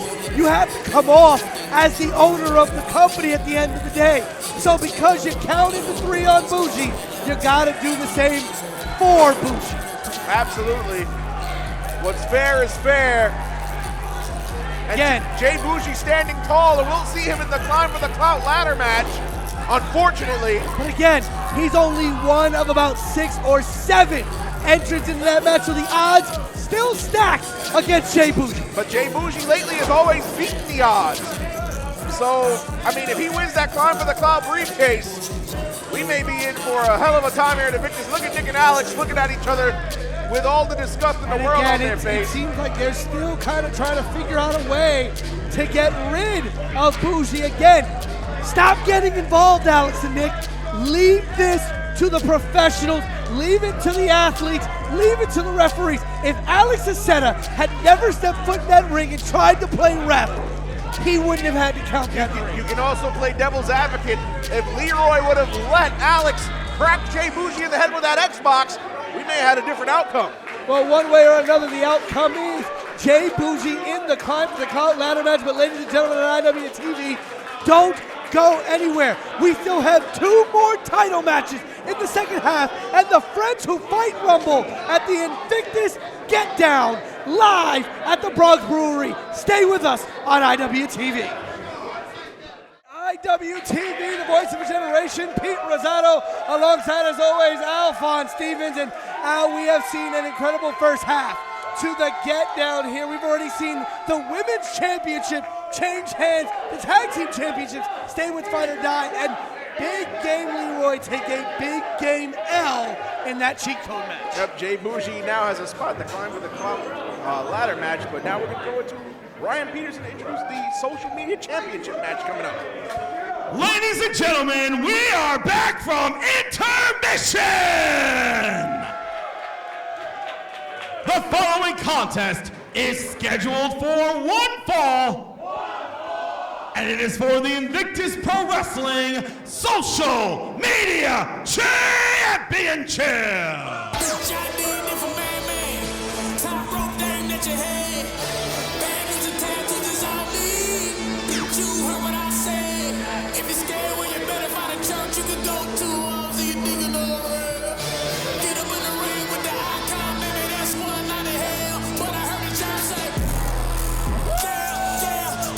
As personally requested by the social media champion, this challenge here by Carly Bravo. And one thing to note, Carly Bravo, of course, won't have the infantry with Sean Dean. Just 24 hours ago, Pete, Carly Bravo competed on the first episode of the all-new Ring of Honor. That's right, the infantry getting that big moment on the new Ring of Honor. And now Carly Bravo looking to get an even bigger moment here at Invictus by becoming the new social media champion. Ben Bishop, the big man, won that championship by defeating former best friend turned arch nemesis MCM. That match was one to watch. Mucho Chris Mojo, who captured that social media championship with the help of Ben Bishop, away from Big Game Leroy. But Bishop, tired of being used, abused, and manipulated by Mucho Chris Mojo, said, you know what? How about you try to beat me? And Mucho just did not have enough in the tank as Big Game Bishop took that social media championship for himself. Now Ryan Peterson will introduce the combatants of this championship matchup.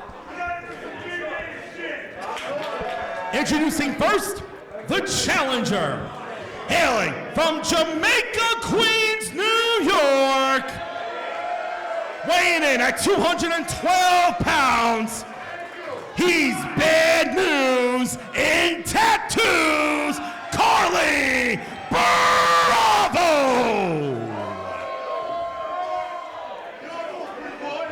Introducing his opponent, at the Nightmare Factory under QT at Marshall, 6 feet, 12 inches tall, and weighing in at 15% of a metric ton. He is the current reigning and defending Invictus Pro Wrestling Social Media Champion. This is Big Trouble, Ben Bishop!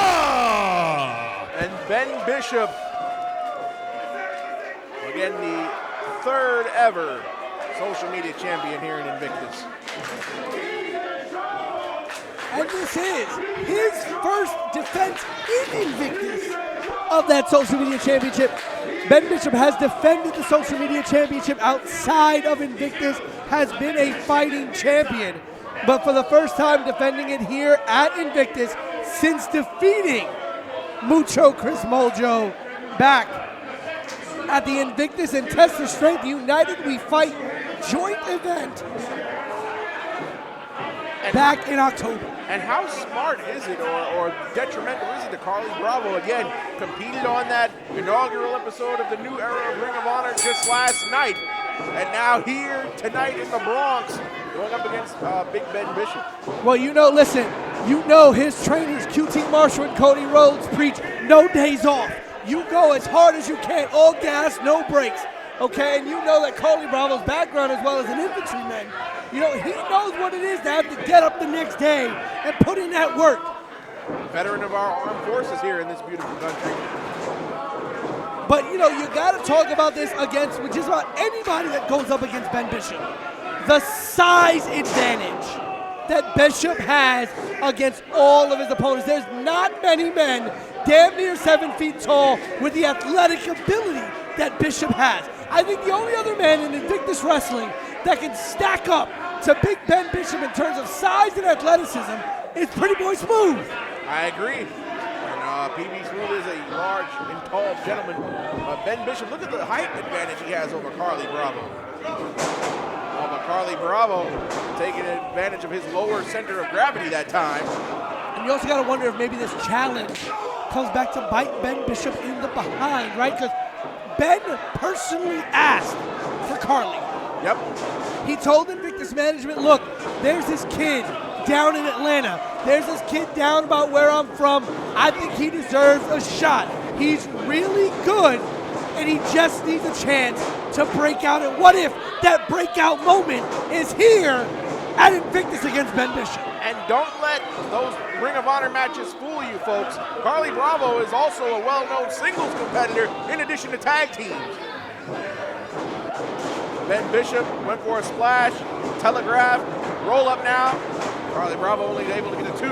And we talked about earlier when we saw Cara Carreras go up against Edith Surreal, we talked about how Cara needed to use her size and her quickness to throw Edith off of her game. And we're seeing that being done here to perfection by Carly Bravo, using his speed and using his smaller size to take it to a different level against Bishop, being able to avoid all those big man moves that Bishop prides himself on. And as we saw in that women's championship match earlier, just because you're the smaller competitor does not mean that you automatically lose the match.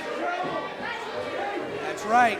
We've already seen one title change tonight as Cara Carreras shocked the Invictus faithful, defeating Edith Surreal. Can we see the same out of Carly Bravo in his Invictus debut? Will he walk out the new social media champion?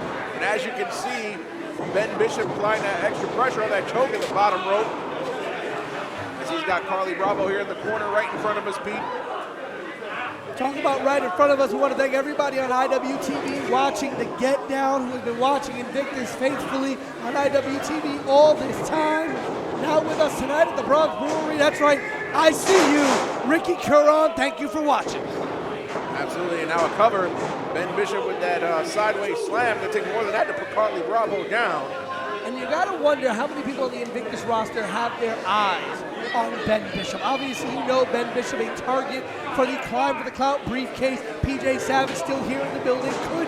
Could try to cash in on Bishop the same way Bishop's former tag partner cashed in on Leroy. But you also got to wonder how many people on the Invictus roster are watching this match right now, trying to figure out the weaknesses, the holes in Bishop's game. You got to think about people who are on the roster, maybe sitting at home, not on tonight's show. Guys like Landon Hale, guys like a Chris Barton, who cover here by Bishop, who's looking to also capture singles gold. Guys like Darius Carter, who's watching these matches right now, trying to figure out how to attack Ben Bishop and maybe one day make the social media championship their own. And not to mention, you mentioned PJ Savage waiting in the wings. We don't know what he's going to do. His intentions have never been made clear, but he's only got a limited amount of time left before he has to cash in that briefcase, because the next Climb for the Clout ladder match is coming up shortly. Right, in Bloom 2, scheduled to take place in April. We will see that Climb for the Clout ladder match, so he has to choose what he's going to do by that night. And again, I think throwing the Grand Championship into the mix has changed everything. Again, Bishop, Chris Mojo, Leroy, they were the primary targets. Now, you got Ken Broadway there too. Bishop, that huge avalanche elbow drop on the Bravo, but a kick out by Bravo. Bishop in control of this matchup. Carly Bravo only on one foot, and he's trying to fight from underneath. Or from down low. Oh, what a chop. Yeah, again, I think double chop from Bishop there, exploding the chest of Carly Bravo. Carly Bravo taking a beating. Bishop telling him this ain't your house, just give up. This ain't Atlanta. These aren't your fans, these are not your people behind you. This is my house. And Ben Bishop being admonished by the referee. But as we said, Carly Bravo, a veteran of the armed forces, not one very used to giving up, nope. Not one used to just backing down, not one used to saying, you know what, I've had enough. He is going to fight until his very last, oh my God. There's no quitting that young man. Yeah, but there's a lot less liquid on that chest. I just saw those droplets of sweat fly into the air. Oh, what? We might see a power bomb, maybe? Carly Bravo fighting out. Looks like he was going for a jackknife power bomb there by Bishop. Like you said, Bravo able to fight out. Bishop now misses the big boot, hung up that leg on the top rope. And the one disadvantage of being tall, like a Ben Bishop, when you get caught up in the ropes like that, it takes a lot to get out of those situations. It's not as fluid as it would be with a smaller guy. And now Carly Bravo has found a target, a bullseye, if you will, of that leg of Big Ben Bishop. But he cannot match strength with Ben Bishop. He's going for a waist lock, looks like he's going for a German suplex to no avail. Ben Bishop now, wait a minute. Carly Bravo trying to hold on, but Bishop powers up. Carly Bravo able to fight out. Carly Bravo a roll through. Nice innovative offense by Carly Bravo. Beautiful roll through there by Bravo, but Bravo trying to will himself back up, trying to will the crowd behind him, trying to find that extra gear. Bishop still on his feet though. Super kick. And another one, but he can barely get up there. He's barely connecting with the chin. He's catching him right about the upper pec. Not really the ideal spot for the super kick, just based on the height of Bishop. Carly Bravo, I don't know if you noticed in that sequence of offense, as we see the cover, 1, 2, and no. Carly Bravo super kicking the knees and shins of Ben Bishop, trying to chop the big man down. Trying to get him down to size. He saw that those first two super kicks were not hitting the mark. He wasn't able to extend high enough to catch Bishop the way he wanted, so he tried to cut the big man down. Basement axe kick there. And now Bravo trying to crawl over to Bishop, trying to cover Bishop. Can he get over there? This is where ring positioning is imperative. Carly Bravo realizes that going for the pin anyway. It looked like he tried to drag Bishop to the corner, but realized very quickly you are not going to move the body of Bishop. As we see on our double feature replay, courtesy of our friends at Go Pro Wrestling, Carly Bravo with that beautiful basement scissors kick. Now Carly Bravo now. What's he gonna go for here? On a big boot, Ben Bishop caught him flush right on the chin. Carly went for that extra rotation there. Had he probably delivered that move on the first jump off the ropes, he probably wouldn't be in the position he's in right now. That might be all she wrote for Carly Bravo. Big trouble there by Ben Bishop. And the question that needs to be asked now is your winner is who, and if still anybody, Invictus is Pro going to be Wrestling able to Social take Media Champion, that social media Big championship Trouble, from Ben Bishop. By the looks of it, Ben Bishop, pure domination toward the end of this matchup. Valiant effort by Carly Bravo, though. Please understand something, Al. Up until that last sequence of the match, where Bishop was right here by us, he had not been put down on the mat at all the entire match. That is correct. As we see the replay, Carly Bravo goes up for the ride and gets brought all the way down. Big trouble there when you take that big fall from the top.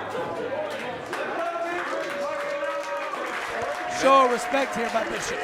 As you said, Bishop requested this match. A great match it was.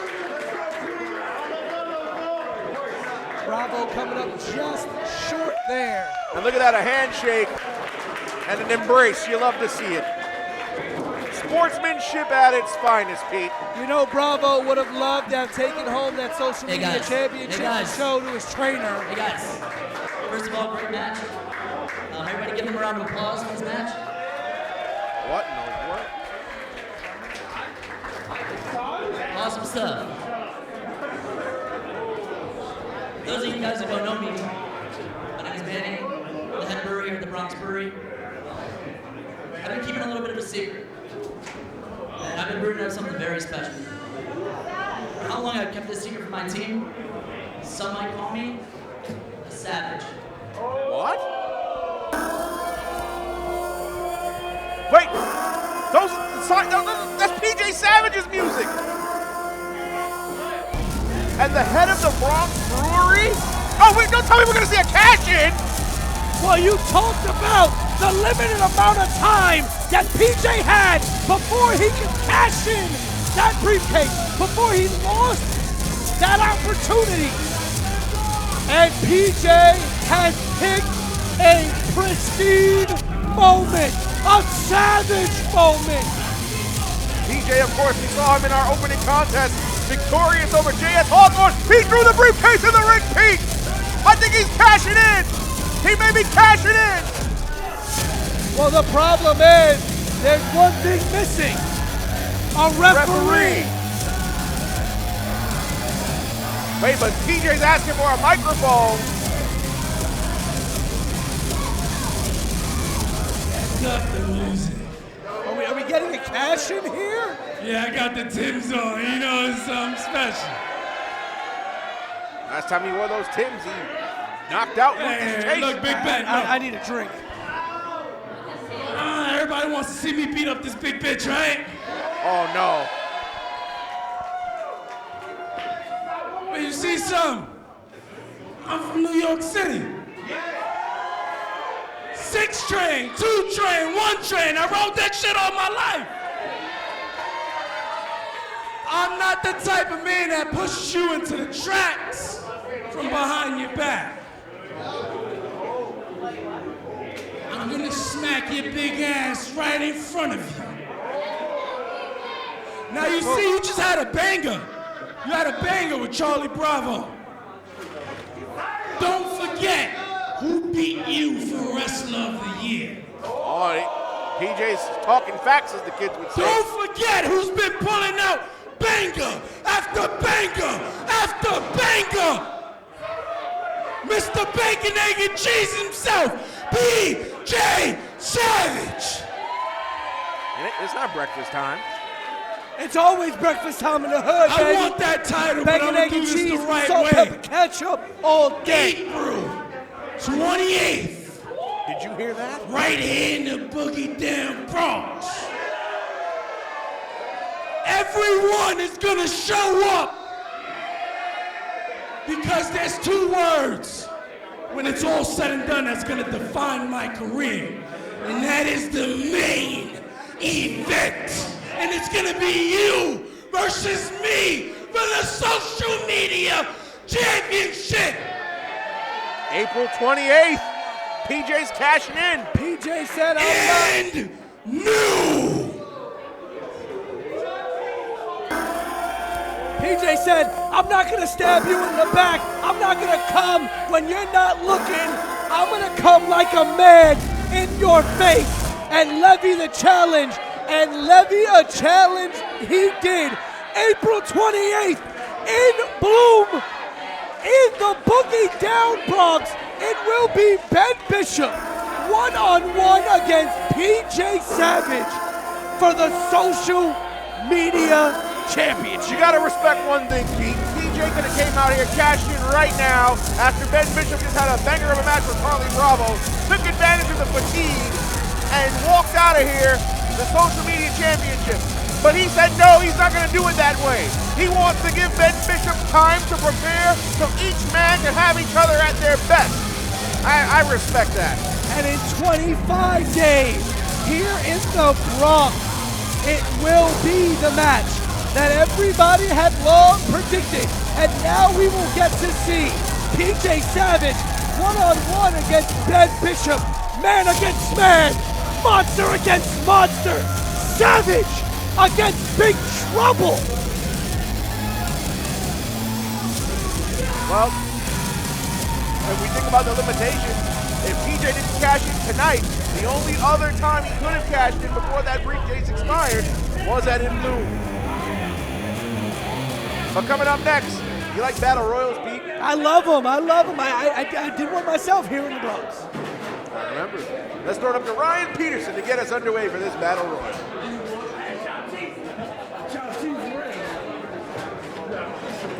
All right, you guys still having a good time so far tonight? For the friends who fight Rumble, Then we'll move on to our next contest, which is sponsored by the Pro Wrestling Podcast. And it is the Friends Who Fight Rumble match. Pete, you and I are Now in friends this Never contest, the rules are No, as no, no, follows. not at The all. competitors who drew number 1 and number 2 will start the match. Every 60 seconds, another competitor enters the match. Eliminations can occur via pinfall, submission, or throwing them over the top rope with both feet touching the floor. The final competitor remaining will be declared the number 1 contender for the Invictus Pro Wrestling Grand Championship. And now let's bring out the competitor who drew number 1. Well, not so much Drew number 1. Last night on the Knuckleheads podcast, Alex Aceta made the announcement that Matt Awesome will be starting at number 1 in this Rumble. The last time there was a Rumble in the Bronx, Pete, Matt Awesome walked out of that Rumble the winner. That he did at We Are Wrestling. Welcome to the Bronx. Introducing competitor number 1. He is the king of chocolate style, Matt Awesome. Surviving until the very end, eliminating the Bronx legend, Bronco International himself, to win the Welcome to the Bronx Rumble. Can Matt Awesome go 2 for 2 in Rumble victories here in the Bronx? We're about to find out, but being the first man in, that's And pretty now, difficult. please welcome the competitor who drew number 2. Of course, Matt Awesome is sponsored by our good friends at Grow Gang Inc. who we want to thank for bringing Matt Awesome out here today. Got a great smell coming. Yes, that too. Smells like nature. The best treat, Mother Earth. Oh, dear God. It's Az! Az got number 2. Hailing from the Upper West Side, this is Az. You know, Pete, Abs swears up and down he's a cruiserweight, but I think a scale would beg to differ. Abs no stranger to Invictus. Those are some of the best abs I've ever seen. You've heard of six-pack abs, washboard abs. He's got abs that a man can only dream of. Those are abs that any man can wear. I agree. So Abs and Matt Awesome scheduled to start this French Group Fight Rumble, where you're eliminated by being thrown over the top rope, being pinned or submitted. It's a little bit different than a regular over-the-top rope battle royal. Obviously, pinfalls and submissions do count. One thing is, you gotta remember, as the ring starts to fill up, pinfall and submissions are gonna get a lot harder to incorporate. Absolutely. They're real. What? They're real. Touch him. Don't touch another man's abs. At least not without consent. You don't Yes. touch another man's abs. And the Invictus Faithful here. We are all about consent here at Invictus. Yeah, we definitely are. The king of chocolate style and the man with the greatest abs in all of wrestling, starting this one off. Everybody here in the Bronx having a moment of post-traumatic stress disorder, seeing that chancla. And those abs were not phased by the chancla. And I'm pretty sure Abuelita has spanked you with a chancla once or twice. Listen, you don't get spanked with a chancla, you get chanclas thrown at you with missile precision. And there he goes. Well, you know what they say, hard abs make for a soft behind. 9, 8, They didn't say that in my 7, household. 6, 5, Be lucky. 4, 3, 2, 1. Entrant number 3 getting ready to come out here. The action in the ring has stopped. We don't know the order of these participants. It was not revealed to us. We are just at the pro. Killian McMurphy. Introducing entrant number 3, the Shamrock Shooter, Killian McMurphy. And of course, wherever Killian McMurphy goes, Big Dust is not far behind. And you know, St. Patrick's Day is right around the corner. So this may be some luck of the Irish for killing here. Could be. And Killian McMurphy, You never notice how But my third uncle on my dad's side was Irish. Really? Learn something new every day. Killian McMurphy coming out here like a house on fire. The Shamrock Shooter coming out here with the Big Dust, his best friend. And I'm Alphonse Stevens alongside Peter O'Brien. O'Halloran. Oh, there you go. There you go. Oh, and a poke to the eyes from the Shamrock Shooter. I love my Irish friends and family. I can't wait for St. Paddy's Day, but Killian trying to celebrate early. Trying to get some St. Paddy's Day celebration in early with a 10, win here in the Friends Who Fight Rumble. 8, Look at abs. 7, Abdominal stretch. It's only appropriate. 5, Now, 4, Matt Awesome is on 3, the outside of the ring, but 2, was not eliminated. 1. Went through the middle rope. And Killian McMurphy just went through the bottom, pulled out by Big Dust. Introducing entrant number 4. And you got to wonder what role Big Dust is going to play in this rumble. And wait a minute, here goes Diego El Trabajador. Diego in this match, fresh off the job. I heard he just got off the ship an hour ago. That he did. He still got the plunger. And he hit Matt Awesome with that. I don't know where that plunger's been. Oh, an ab. The plunger just broke over the abs of abs. You know, I think he might have bought that plunger from the 99-cent store. Because that's definitely, like if he'd gone to C-Town and bought that plunger from aisle 9, that would have lasted him a good 5 years. Well, that plunger did get the job done earlier. They got Diego some overtime. And look, a pinfall. And only a 2. That's the first pinfall attempt in this Rumble. And you see the referee stationed on the 10, outside, on the 9, left and right side 8, of the ring. 7, 6. They got to be ready to 5, react at any 4, moment. 3, 2, 1. Waiting for our 5th entrance in the Friends Who Fight Rumble. No eliminations as of yet. Here comes Jacko, the greatest showman. Number 5, Jacko. A former member of the Takeover, now going solo. I love Jacko. I have always pronounced this man's name correctly. Jacko, the greatest showman, okay? It's not Jaco, it's Jacko, okay? I hate people who mispronounce his name. We gotta go play the tape back. You play it back. Jacko. Well, here's Jacko with a little showmanship. No, he's just a wacko. That's what he is.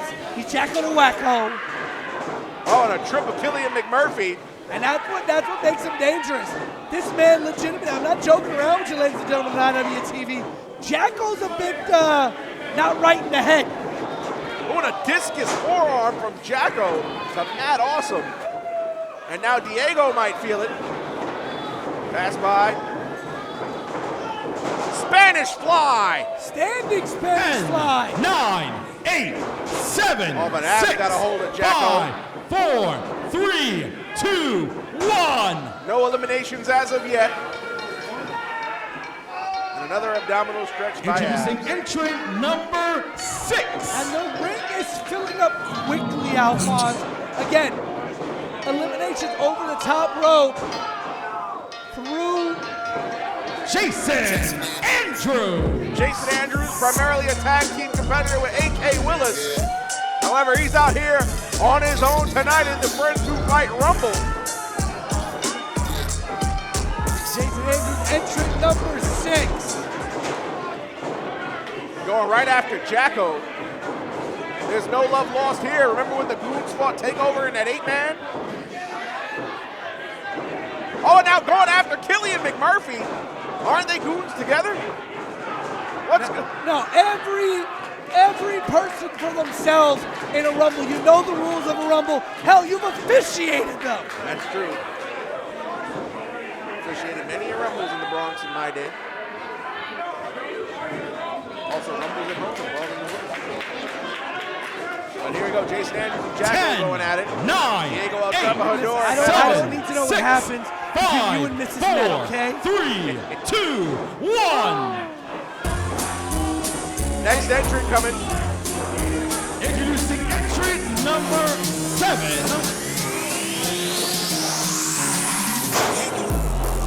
Clipper Joe, Clipper Joe. the man who competed in the first Invictus Wrestling match in recorded history. Clipper Joe's making a beeline for the ring. And he's going right after Matt Awesome, who entered this match in the first spot. What a drop kick, the hang time for Clipper Jones, the youngster. But Killian McMurphy. And that's when you know. that's what happens when you're young and don't know your place. You get kicked in the face. But Diego back body drop. Diego still got that work brace on. 7 competitors right now in the ring. Clipper Jones, Jason Andrews, Jacko, El Trabajador, 10, Killian McMurphy, 9, and Matt Austin 7, all still 6, in this 5, match. Not a 4, single elimination has 3, happened. 2, 1. Wonder who could be next. Introducing entrant number 8. It's Jarrett Diaz. The Bodega Boy, Jarrett Diaz. Complete with Arizona iced tea. By the way, the price has gone up since the last time we were on the air. Well, you know, price goes up. Now, it's interesting to note that the last time Jarrett Diaz was in a rumble that involved Matt Awesome eliminated Jarrett. Wait a minute. What the hell? What's he gonna do? What the hell is going on? What is he gonna do? Jarrett's on top of the brewing containers. Jarrett Diaz just flew and eliminated the field. Jarrett Diaz launching himself from the top of these brewing tubs here at the Bronx Brewery and just flattened half the field. Jarrett Diaz, wait a minute, Abs trying to get rid of Jarrett Diaz. But Diaz skinning the cat, it looks 10, like. 9, 8, His tag team partner 7, Matt Awesome going 6, right after Abs. 5, 4, The Uptown Boys 3, together again in the 2, Rumble. 1. Like you said, the last time these two were in a Rumble, they were 2 of the last 3 people. Yep. Entrant number Matt 9, Awesome eliminated Jarrett Weber Diaz. Hatfield. Here's Weber Hatfield. He's going to the top rope, not the smartest place to be. Meteora onto Abs. Weber Hatfield coming out like a house of fire. A lot of fire in this youngster. Weber unleashed. Coming out like Bryce Harper wishes he could in April. Fast start. Something your Mets don't usually do. Well, last year was the exception. Here we go. Jason Andrews, though. Big power slam. Well, that'll slow Weber down. 10, 9, 8, 7, Weber 6, kicked out of that 5, 4, now have 3, 2, 1. 9 entrants in this Rumble and not a single elimination yet. Introducing entrant number 10, Shay McCoy. Shay McCoy. Now in the Rumble, the first female entrant. One half of a tag team with Weber Hatfield, so we now have We got three friends. 3 sets of friends. 3 sets of teams in this match. You got 2 of the Goons, you've got the Outfielders, and you've got the Uptown Boys. Did Shay McCoy just low blow Jason Andrews? A kick it to a cold red. And that's all she wrote for Jason Andrews, our first elimination here. And Shay McCoy and Weber Hatfield double team for the first elimination. Jarrett Diaz Jason eliminated Clipper Andrews Jones. has been eliminated. The Barber Clipper Jones has been eliminated. 2 eliminations here. Hot and heavy, it's starting to get in this Rumble as the ring has filled up. 10, 9, 8, And we still got more 7, entrants. 6, 5, 4, 3, 2, 1. Matt Awesome using the chunk on Shay Introducing McCoy. entrant number 11, Ken Power. Hard hitting from New Britain, Ken Powers. Coming out with the musical stylings of Coheed and Cambria. And Ken Powers is going to make his way into the Rumble, the Friends Who Fight Rumble. He was in no rush to get in the ring, though. Well, you know what they said on Instagram? Don't rush. Don't rush. Don't rush. And now, Ken Powers, he's got Jacko. Oof. Fall away slam, and did you see the hang time Jacko got in the air? And not even breaking a sweat. Once again, the ring filling up with competitors. Look at Dust. Look at Dust trying to choke out Abs. You know, I don't know how Dust ever got ranked in that PWI 500. Killian saying that's the reason he's going. You're the greatest Irishman I've ever met. 8, 7, That man 6, right there. Oh, 5, The greatest 4, Irishman 3, I've ever met in 2, my life. 1. He's the winner of the Cassandra Cup. He's the winner of Joy. He's Entrant done it all. number 12, TKO Kosenko. And here's TKO Kosenko in the Rumble, the Friends Who Fight Rumble. Only 2 eliminations Well, so far. Diego El Trabajador just got shown the door. And El then the third. Trabajador has been eliminated. So 3 eliminations so far. Clipper Jones, Diego El Trabajador, and Jason Andrews. That's right. Meeting of the minds of the outfielders. That's what happens when you don't call it in the air. That's true. Powers and Kosenko, again, teammates in this Rumble here. Jacko working on Matt Awesome. We got Matt Awesome and Killian McMurphy.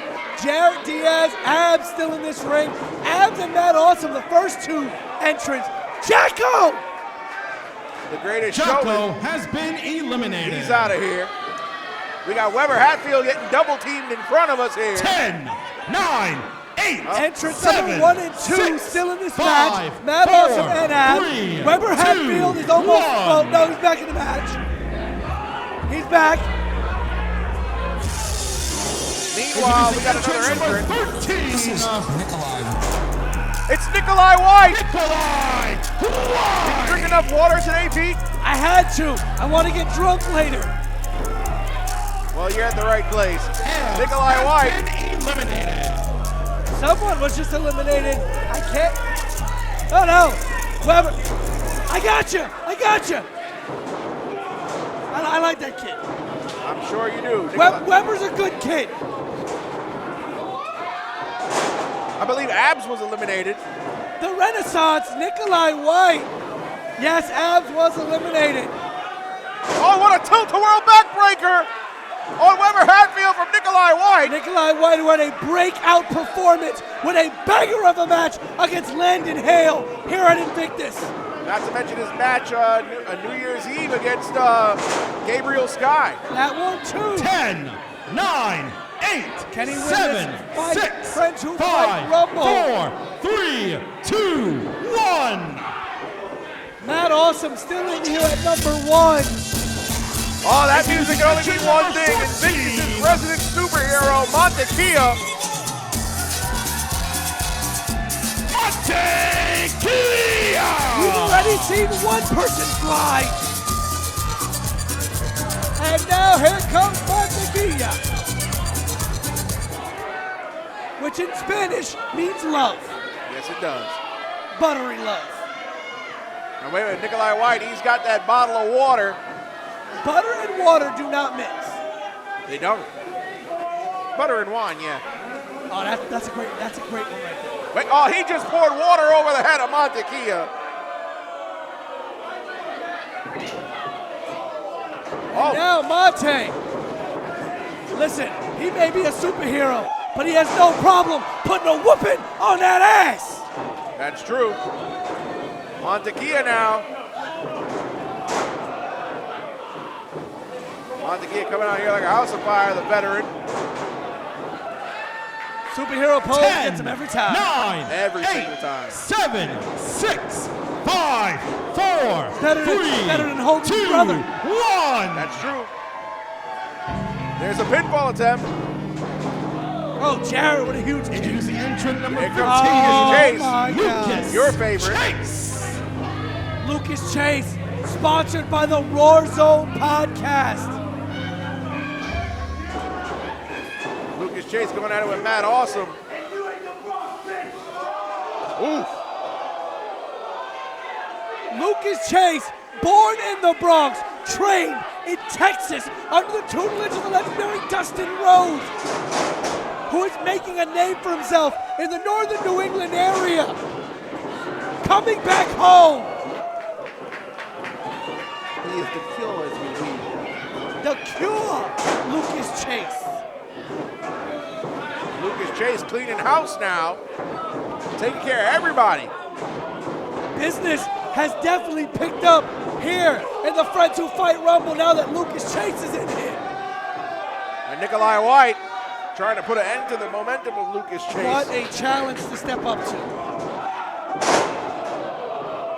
10, 9, 8, 7, 6, 5, 4, 3, 2, 1. Oh boy! Anthony Gamble. Sponsored by the Knucklehead Podcast. But that's exactly what Gamble likes to do. He likes to knuck and buck and break some heads. And he's about to do that in this Rumble. Head on a swivel, looking to see who he can take out next. And these two, this is the first time these two have set eyes on each other. No, it isn't. I don't know. That was some innovative offense by Gamble. Those two first met at We Are Wrestling's Welcome to the Bronx in a massive singles match. Match of the year candidate that match was. Gamble walked away with a hard-fought victory, and you know Chase has not forgotten about it. Not at all. Let's just recap who's still in this Rumble. Montequilla, Ken Powers, Nikolai White, 10, Anthony Gamble, 9, Jared Diaz, 8, Weber 7, Hatfield, 6, Shane McCoy, 5, 4, Killian 3, McMurphy and Lucas 2, Chase. TK 1. Stonsenko, and the #1 entrant. That awesome. We still got entrants. Entrant number 17. I wonder who this could be.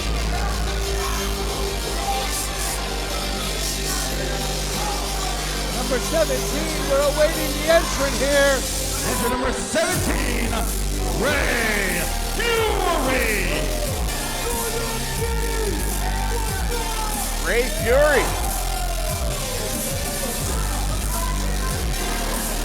Entrant number 17, Ray Fury, coming into this ring. A jam-packed ring here. Ray Fury in no rush to get in that ring. Up, finally in there now. Clothesline to Killian. How dare he? How dare he be so disrespectful? Listen, O'Shaughnessy. I put the Irish curse on his family. Well, maybe not his family, just him. Just him. Ray Fury going after Killian McMurphy. We've got Lucas Chase and Weber Hatfield tied up in a corner. 9, 8, 7, 6, Jared 5, and Matt on the outside, not 4, eliminated though. 3, 2, Ray Fury! 1. Ray Fury almost got eliminated. Could be a short-lived welcome. Introducing entrant number 18, Donut.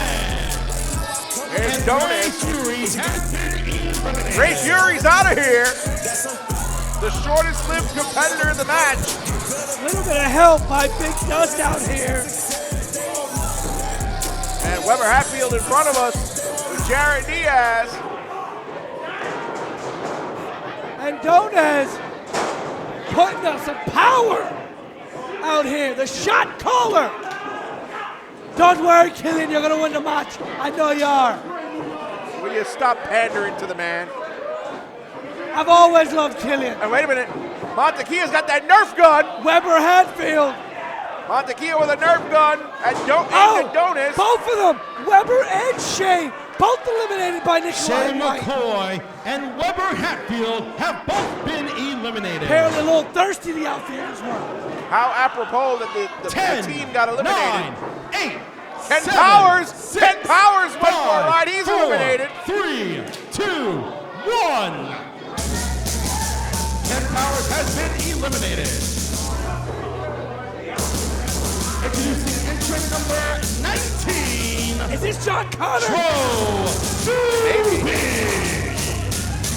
Dro Doobie making his Invictus debut. Dro Doobie, a noted stoner, if you will. Doobie. Jared Diaz I don't have any has snacks. been eliminated. But Dro Doobie I'm may sure have he does. Yeah. He knows where all the snacks are. Dro Doobie. making his Invictus debut here in the Lucas French Fight Chase Rumble. has Puts been that in his eliminated. mouth. Matt Awesome has just eliminated Lucas Chase. Some might call that an upset. Wow. Matt Awesome has got been eliminated. eliminated. It took till entrant number 8. 10, 9, 8, 7, Matt Awesome 6, almost made it 5, all the 4, way here tonight. 3, 2, 1. Oh, judging by that music, that And can now only be introducing one man. the 20th and final entrant in this Rumble match, Gabriel Sky. Strong spirit, fight or flight, Gabriel Sky. And what a way it would be for Gabe Sky to get his first victory here at Invictus. He had that banger of a match with Nikolai White on New Year's weekend. Has been unable to get a win here at Invictus. Has had some incredible matches, including a show-stealing first-round matchup against Darius Carter in the Grand Championship Tournament. That is correct. Oh, wow, and Nikolai White, no love lost there. One for Montekia, another for Nikolai White, and a lot of helping hands for Gabriel Sky, like it's Thanksgiving dinner. Gabe, the 20th and final entrant. And a kip up. Oh, and he met Killian McMurphy. That's right, Killian. You teach him the way of the Irish. Killian McMurphy about to learn the ways of the strong spirit. There's no stronger spirit than an Irish spirit. I don't know about that. Although I do want some corned beef and boiled potatoes. Oh, that'd be great. Some corned beef and cabbage would be fantastic. Oh, yes, sir. A little rye on the side. I agree. Donis now with Dro Doobie. Well, it's legal here in New York now. Dro Doobie to the outside. Listen, you think it's a big thing that Leroy can fight with his switch. This man never misses a puff. Nope. I also don't believe that he believes in puff puff pass. No. Mikhail Kosenko has been eliminated. Mikhail Konchenko going out of this match. And it looks like we are down to, Nikolai White. Nikolai White just eliminated Anthony Gamble. Anthony Gamble has been eliminated. Gamble's out. Some shocking developments here. We are down to the final 5, I think, or 6. No, 5.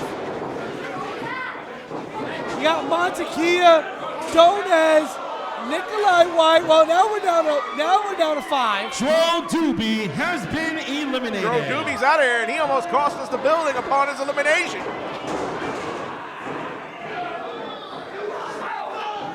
Donez on the outside. Monte trying to take Donez out.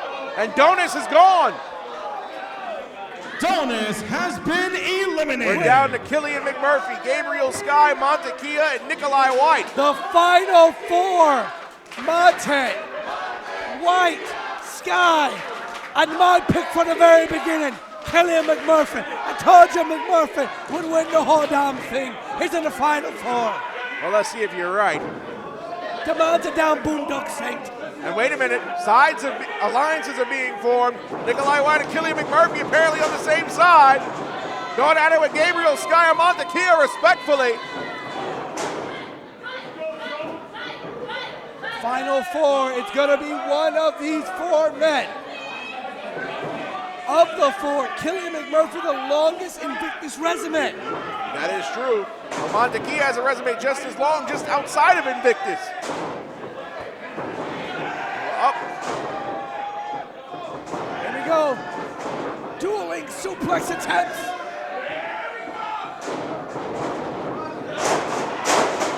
Gabriel Sky and Montekia came out on top in that exchange.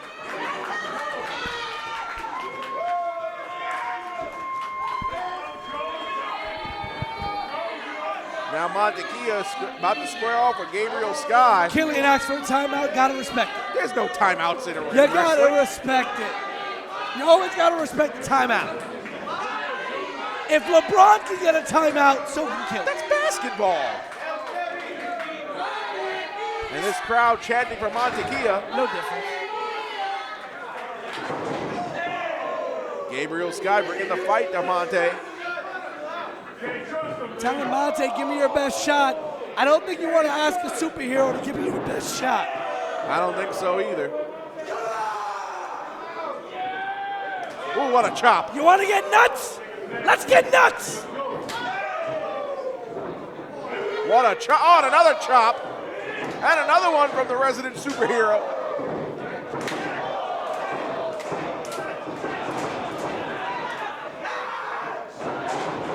Ooh, what a kick. Gabe Sky takes. Oh! Well, Nikolai White came with that knee. And Killian McMurphy, and that alliance was short-lived.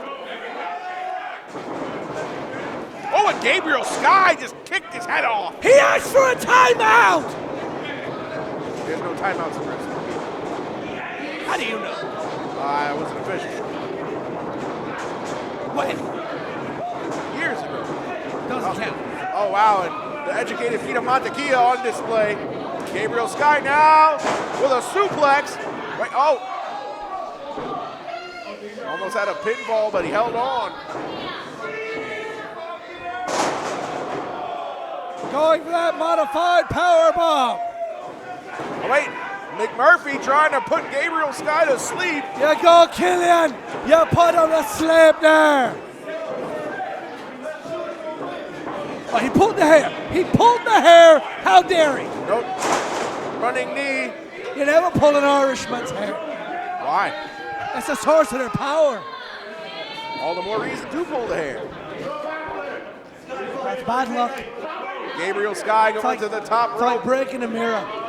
Going to the top rope is Sky. No. Landed on his feet, rolled through. You knew Dust was going to do something in this match. Of course. And Dust ate a boot. But Gabriel Sky, wait a minute, Killian McMurphy just took himself out in the process. Gabriel Sky and Killian McMurphy No. have both been eliminated. No, that shouldn't We count. are down to the final two. No, that shouldn't count. Leave the Irishman alone. The Irishman didn't do nothing. And Killian McMurphy and Gabriel Sky still going at it on the outside.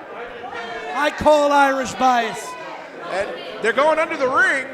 I didn't even know Big Dust could fit under the ring. Are you fat shaming Big Dust? I am not. He's just a rotund gentleman. Are you fat? I'll have you know, Big Dust is one of the most svelte individuals I have ever met. Are you on his payroll? I know what you're talking about. Nikolai White and Montekia, the final two. Now, I believe the rules, there is a referee in the ring. This is going to be a straight-up wrestling match between the final two. Monte and Nikolai White. And what a moment this would be for Nikolai White to secure this big victory. Gabe Sky still can't seem to get his first Invictus win, but Nikolai White may be able to get the biggest win of his Invictus career right here. Surviving a 20-person Friends Who Fight Rumble. And the last time Nikolai White was in a multi-man match in the Bronx, here in Invictus, he won a six-pack scramble. Telling Monte, bring it on. And a chop from Monte. Fury of chops.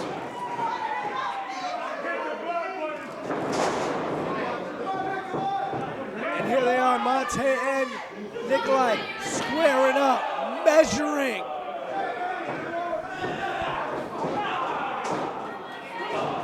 But look at that shot. That shot took a lot out of Monte. Monte down to both knees. Down to both knees. And now they're back up. Monte back on both knees. Nikolai White now. Monte has exerted a lot of energy in this match. Monte has performed a lot of offense. Wait for the counter. He countered. Monte with a code red. That could be it. And Nikolai White kicked out. And Monte can't believe it. Code red, not enough to get the victory.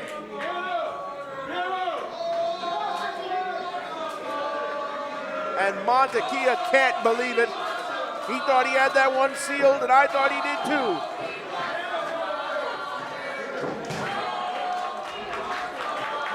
And now Monte going all the way to the top. He's gonna do what he does best, and that's fly. Lands on his feet, rolls through. Oh wait, Nikolai White, powerbomb. Catch powerbomb by Nikolai. Oh! With a knee. Big knee, show exploder knee. And Monte kicks out.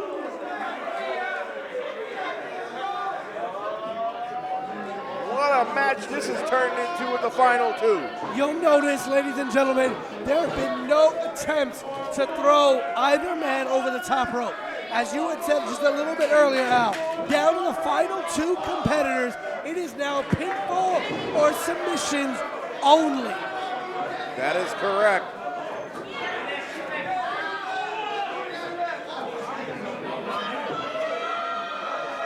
And here we go, Nikolai White. He was too busy jaw-jacking with the crowd. Oh, and Monte might be going for a choke slam. Monte going for that mighty choke slam. Monte now spins Nikolai White around. Choke slam incoming, yes or no? Oh, and he spat the water in his face. Are we sure that was water? Well, we are at a brewery. Oh no, and Nikolai White now. He's in control, he senses it. He's coming close to the finish line. Alkaline 88.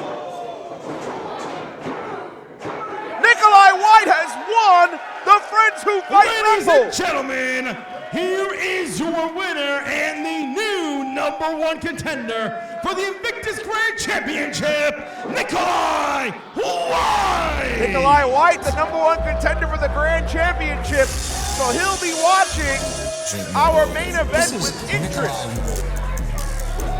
So it'll be Nikolai White versus either MV Young or Ken Broadway. And this is the biggest win of Nikolai White's career. Has to be not only the biggest victory of his Invictus career, but of his entire career, because as you said, Nikolai White is next in line for the Invictus Grand Championship.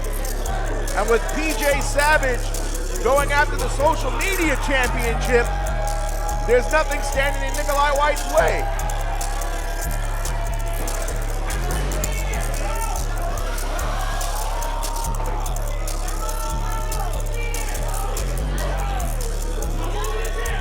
Nikolai White, you're a winner here. Nikolai, very, very, very overjoyed at this big victory. But ladies and gentlemen,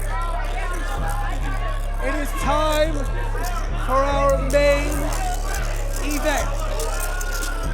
The Invictus Grand Championship match, sponsored by Grow Gang and the War Zone podcast. It will be Ken Broadway's second defense of the Invictus Championship, his first here in the Bronx, in the place that he won the title. Absolutely. And our main event's coming up next.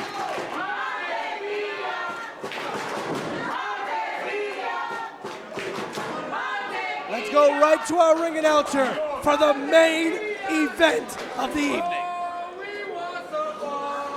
All right, ladies and gentlemen, before we go to our main event this evening, first of all, we want to thank each and every single one of you for coming out tonight and packing out the brewery. And for all of you watching on IWTV, we thank you for tuning in. And on April 28th, we're coming back to the Boogie Down Bronx. So make sure to follow us on all of our social media for details and also to get tickets in advance, because trust us, you don't want to miss out. So, are you guys ready for the main event? Oh, come on, Bronx, New York. I said, are you guys ready for the main event? Then, ladies and gentlemen, live from the Bronx, New York, this is your main event of the evening, sponsored by Grow Gang Inc. and the War Zone podcast. It is scheduled for one fall. And it is for the Invictus Pro Wrestling Grand Championship.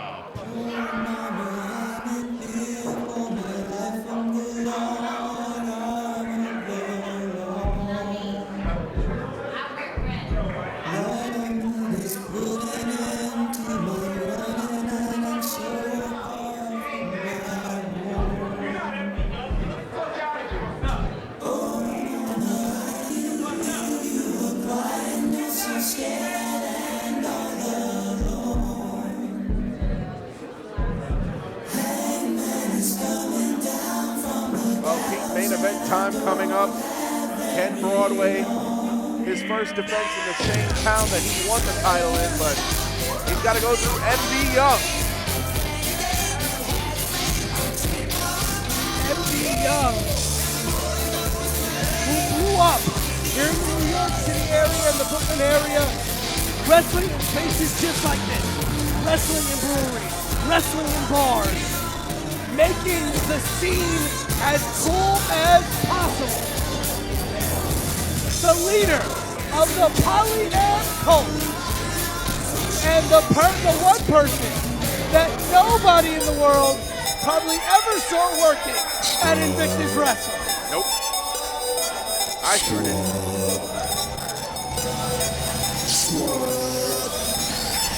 His opponent, the inaugural Grand Champion. He went through a one-day tournament to win that title. Mr. Cashflow himself.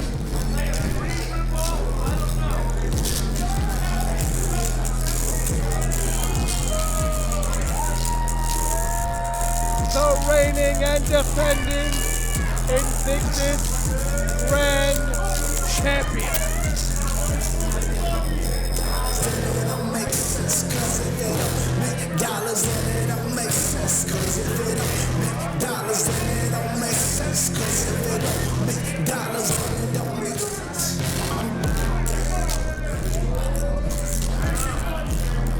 The first time defending that Grand Championship here in the Bronx. Won the Grand Championship at Bronxlandia. Defending it for the first time in Ridgefield Park, New Jersey against Adam Brooks. And now, for the first time back in the Bronx, Ken Broadway defends against the king of the Polyam cult, MV Young. And Al, we talked about how special it was for Ken Broadway to win that title in the Bronx. Especially up in the Bronx, with Big Bro Matt Travis looking down on him. But we gotta think about how emotional tonight is. Because we are literally blocks away, literally walking distance from where Matt Travis lived, from where Matt Travis grew up, from the same apartment that Ken Broadway and Matt Travis would hang out in. You know, tonight's defense has that little extra oomph for Ken Broadway. That it does. Now we got a Ryan Peterson with the in-ring introductions. Introducing first, the challenger, hailing from Pittsburgh, Pennsylvania, weighing in at 260 pounds. He is Pittsburgh made, Pittsburgh paid, internationally laid, and is the leader of the world-famous outlaw cult, MV Young. And introducing his opponent, hailing from money-making Manhattan, weighing in at 225 pounds. He is the current reigning and defending Invictus Pro Wrestling Grand Champion. This is Cashflow Ken Broadway. That beautiful Invictus Grand Championship.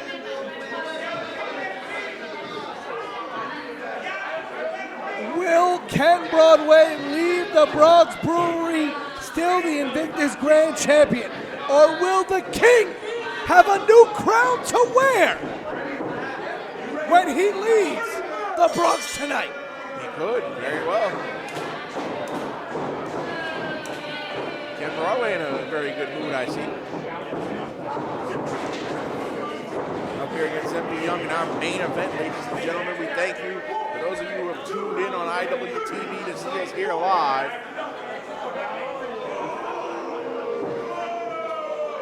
Our main event for the Grand Championship.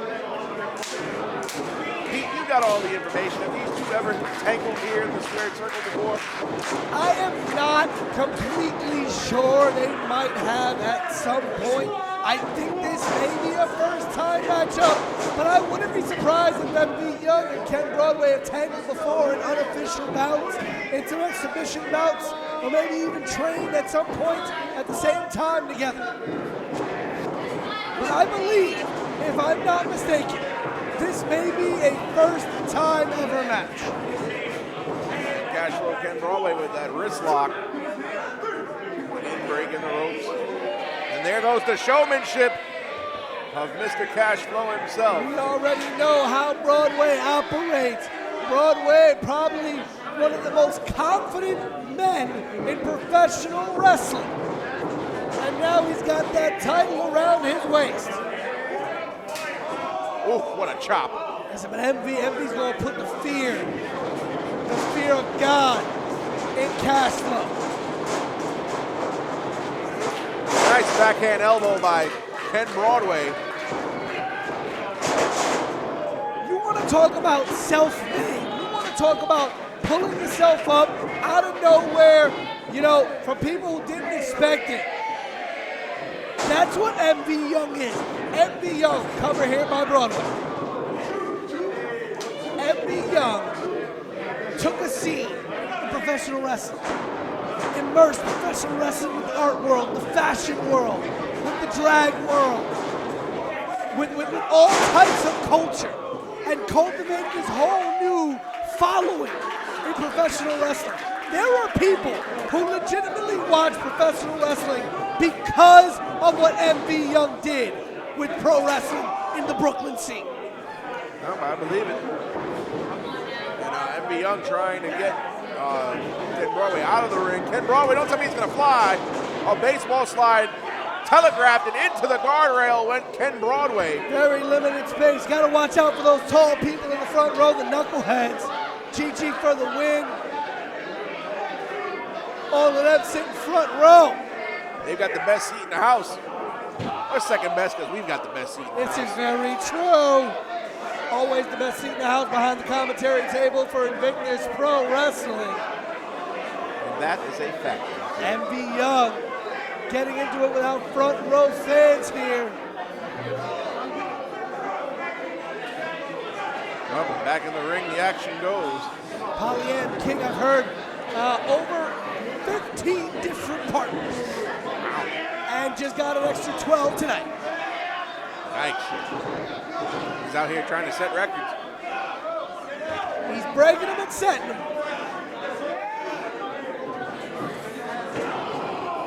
Up and a stomp right into the middle of the back. There'd be nothing more. Earlier tonight you heard the sound. Oh boy. Nikolai White has made his way to ringside. Nikolai White joining our front row fans. Well, he is the #1 contender. Watching this match with a vested interest.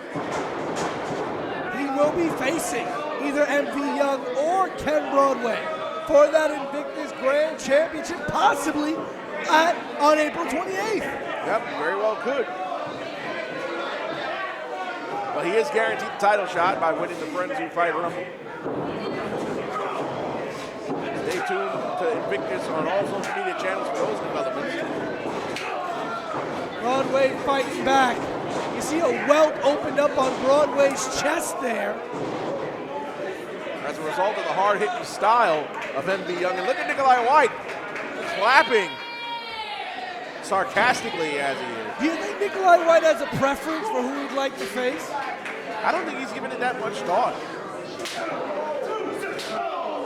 If you were Nikolai White, would you rather get into a Broadway or MV?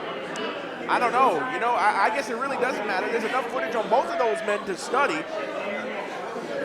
I mean, of course, in the terms of Invictus, Ken Broadway is more familiar than MV Young is, but And they're fighting on that counter here. You know, if I had a choice, I'd rather be MV Young. Why? Because I think there's a difference in style there. MV Young jet setting all around the country, always busy. You know, you might be able to catch MV Young on an off day more than you're going to catch Ken Broadway. Yeah, but when you're the champion of a promotion, there's a different level of preparation. I don't think there's many off days for either man. No, but you got to think, MV Young's got a lot on his plate. That is true. Oh my God! Pile driver on that counter! Goodness gracious! That's made of concrete! That is thick concrete there by the VIP section over here at the Bronx Brewery. Jesus Christmas! Look at this here on the replay on IWTV Live. Look at this here. Right there on that concrete barricade. And that thing has no give whatsoever. That is at least 6 to 7 inches thick. And he went head first, did Ken Broadway. Referee Nixon has a count. I mean, if Ken Broadway doesn't answer the count, I mean, he'll still be champion. That's right, champion's advantage. MV Young hurried Nick Shit into the ring. I don't think this is the type of victory he wants. Oh, and Ken Broadway made it in a split second. Honestly, if I was Ken Broadway, I took a count out loss. You keep the title, but you stay away from further punishment. Pile driver on a concrete barricade, that's hard to overcome. Gotta put a normal man down. But Ken Broadway is not a normal man. He is the head of Cash Flow Inc., and he is the Invictus Grand Champion. Up, roll up now. I'm surprised Ken Broadway is even able to continue. Oh, and what a moonsault! Knee across the face. And he didn't catch the moonsault flush, but the knee did hit the face of MV Young enough to rock him. Yeah, that knee collided with the face of MV Young. MV Young looks like he doesn't know where he is right now. He's on Dream Street. MV Young's a little woozy right now. Eyes are a little glassy. Lights are on, but nobody's home. That chop might wake him up. Oh, well, there you go.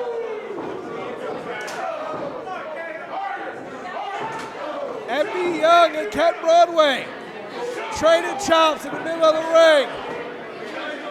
More chops in that ring than in my mother's kitchen on a Sunday afternoon. Up! Huge German suplex. And MV still got a little bit left in the tank. Another one going for a third suplex here.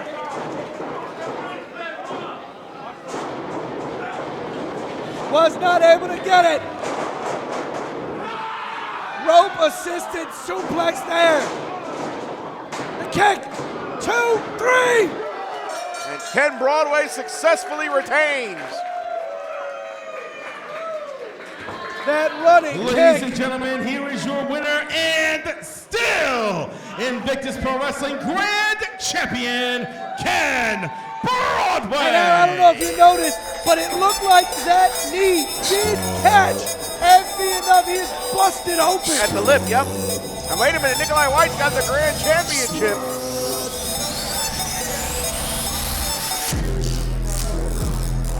Wow. Well, ladies and gentlemen, you are looking at the #1 contender, Nikolai White, to the Invictus Grand Championship. It might happen April 28th. We don't know yet. We are going to wait on Invictus management to make an official announcement. But these two men, two young pillars of black wrestling excellence, are going to go head to head for that Invictus Grand Championship at some point. We also know, ladies and gentlemen, that it will be officially PJ Savage one-on-one against Big Trouble Ben Bishop for the Invictus Social Media Championship on April 28th here in the Boogie Down Bronx. That is correct, out in Bloom, and I can't wait to be back in the Bronx to witness history once again, Pete.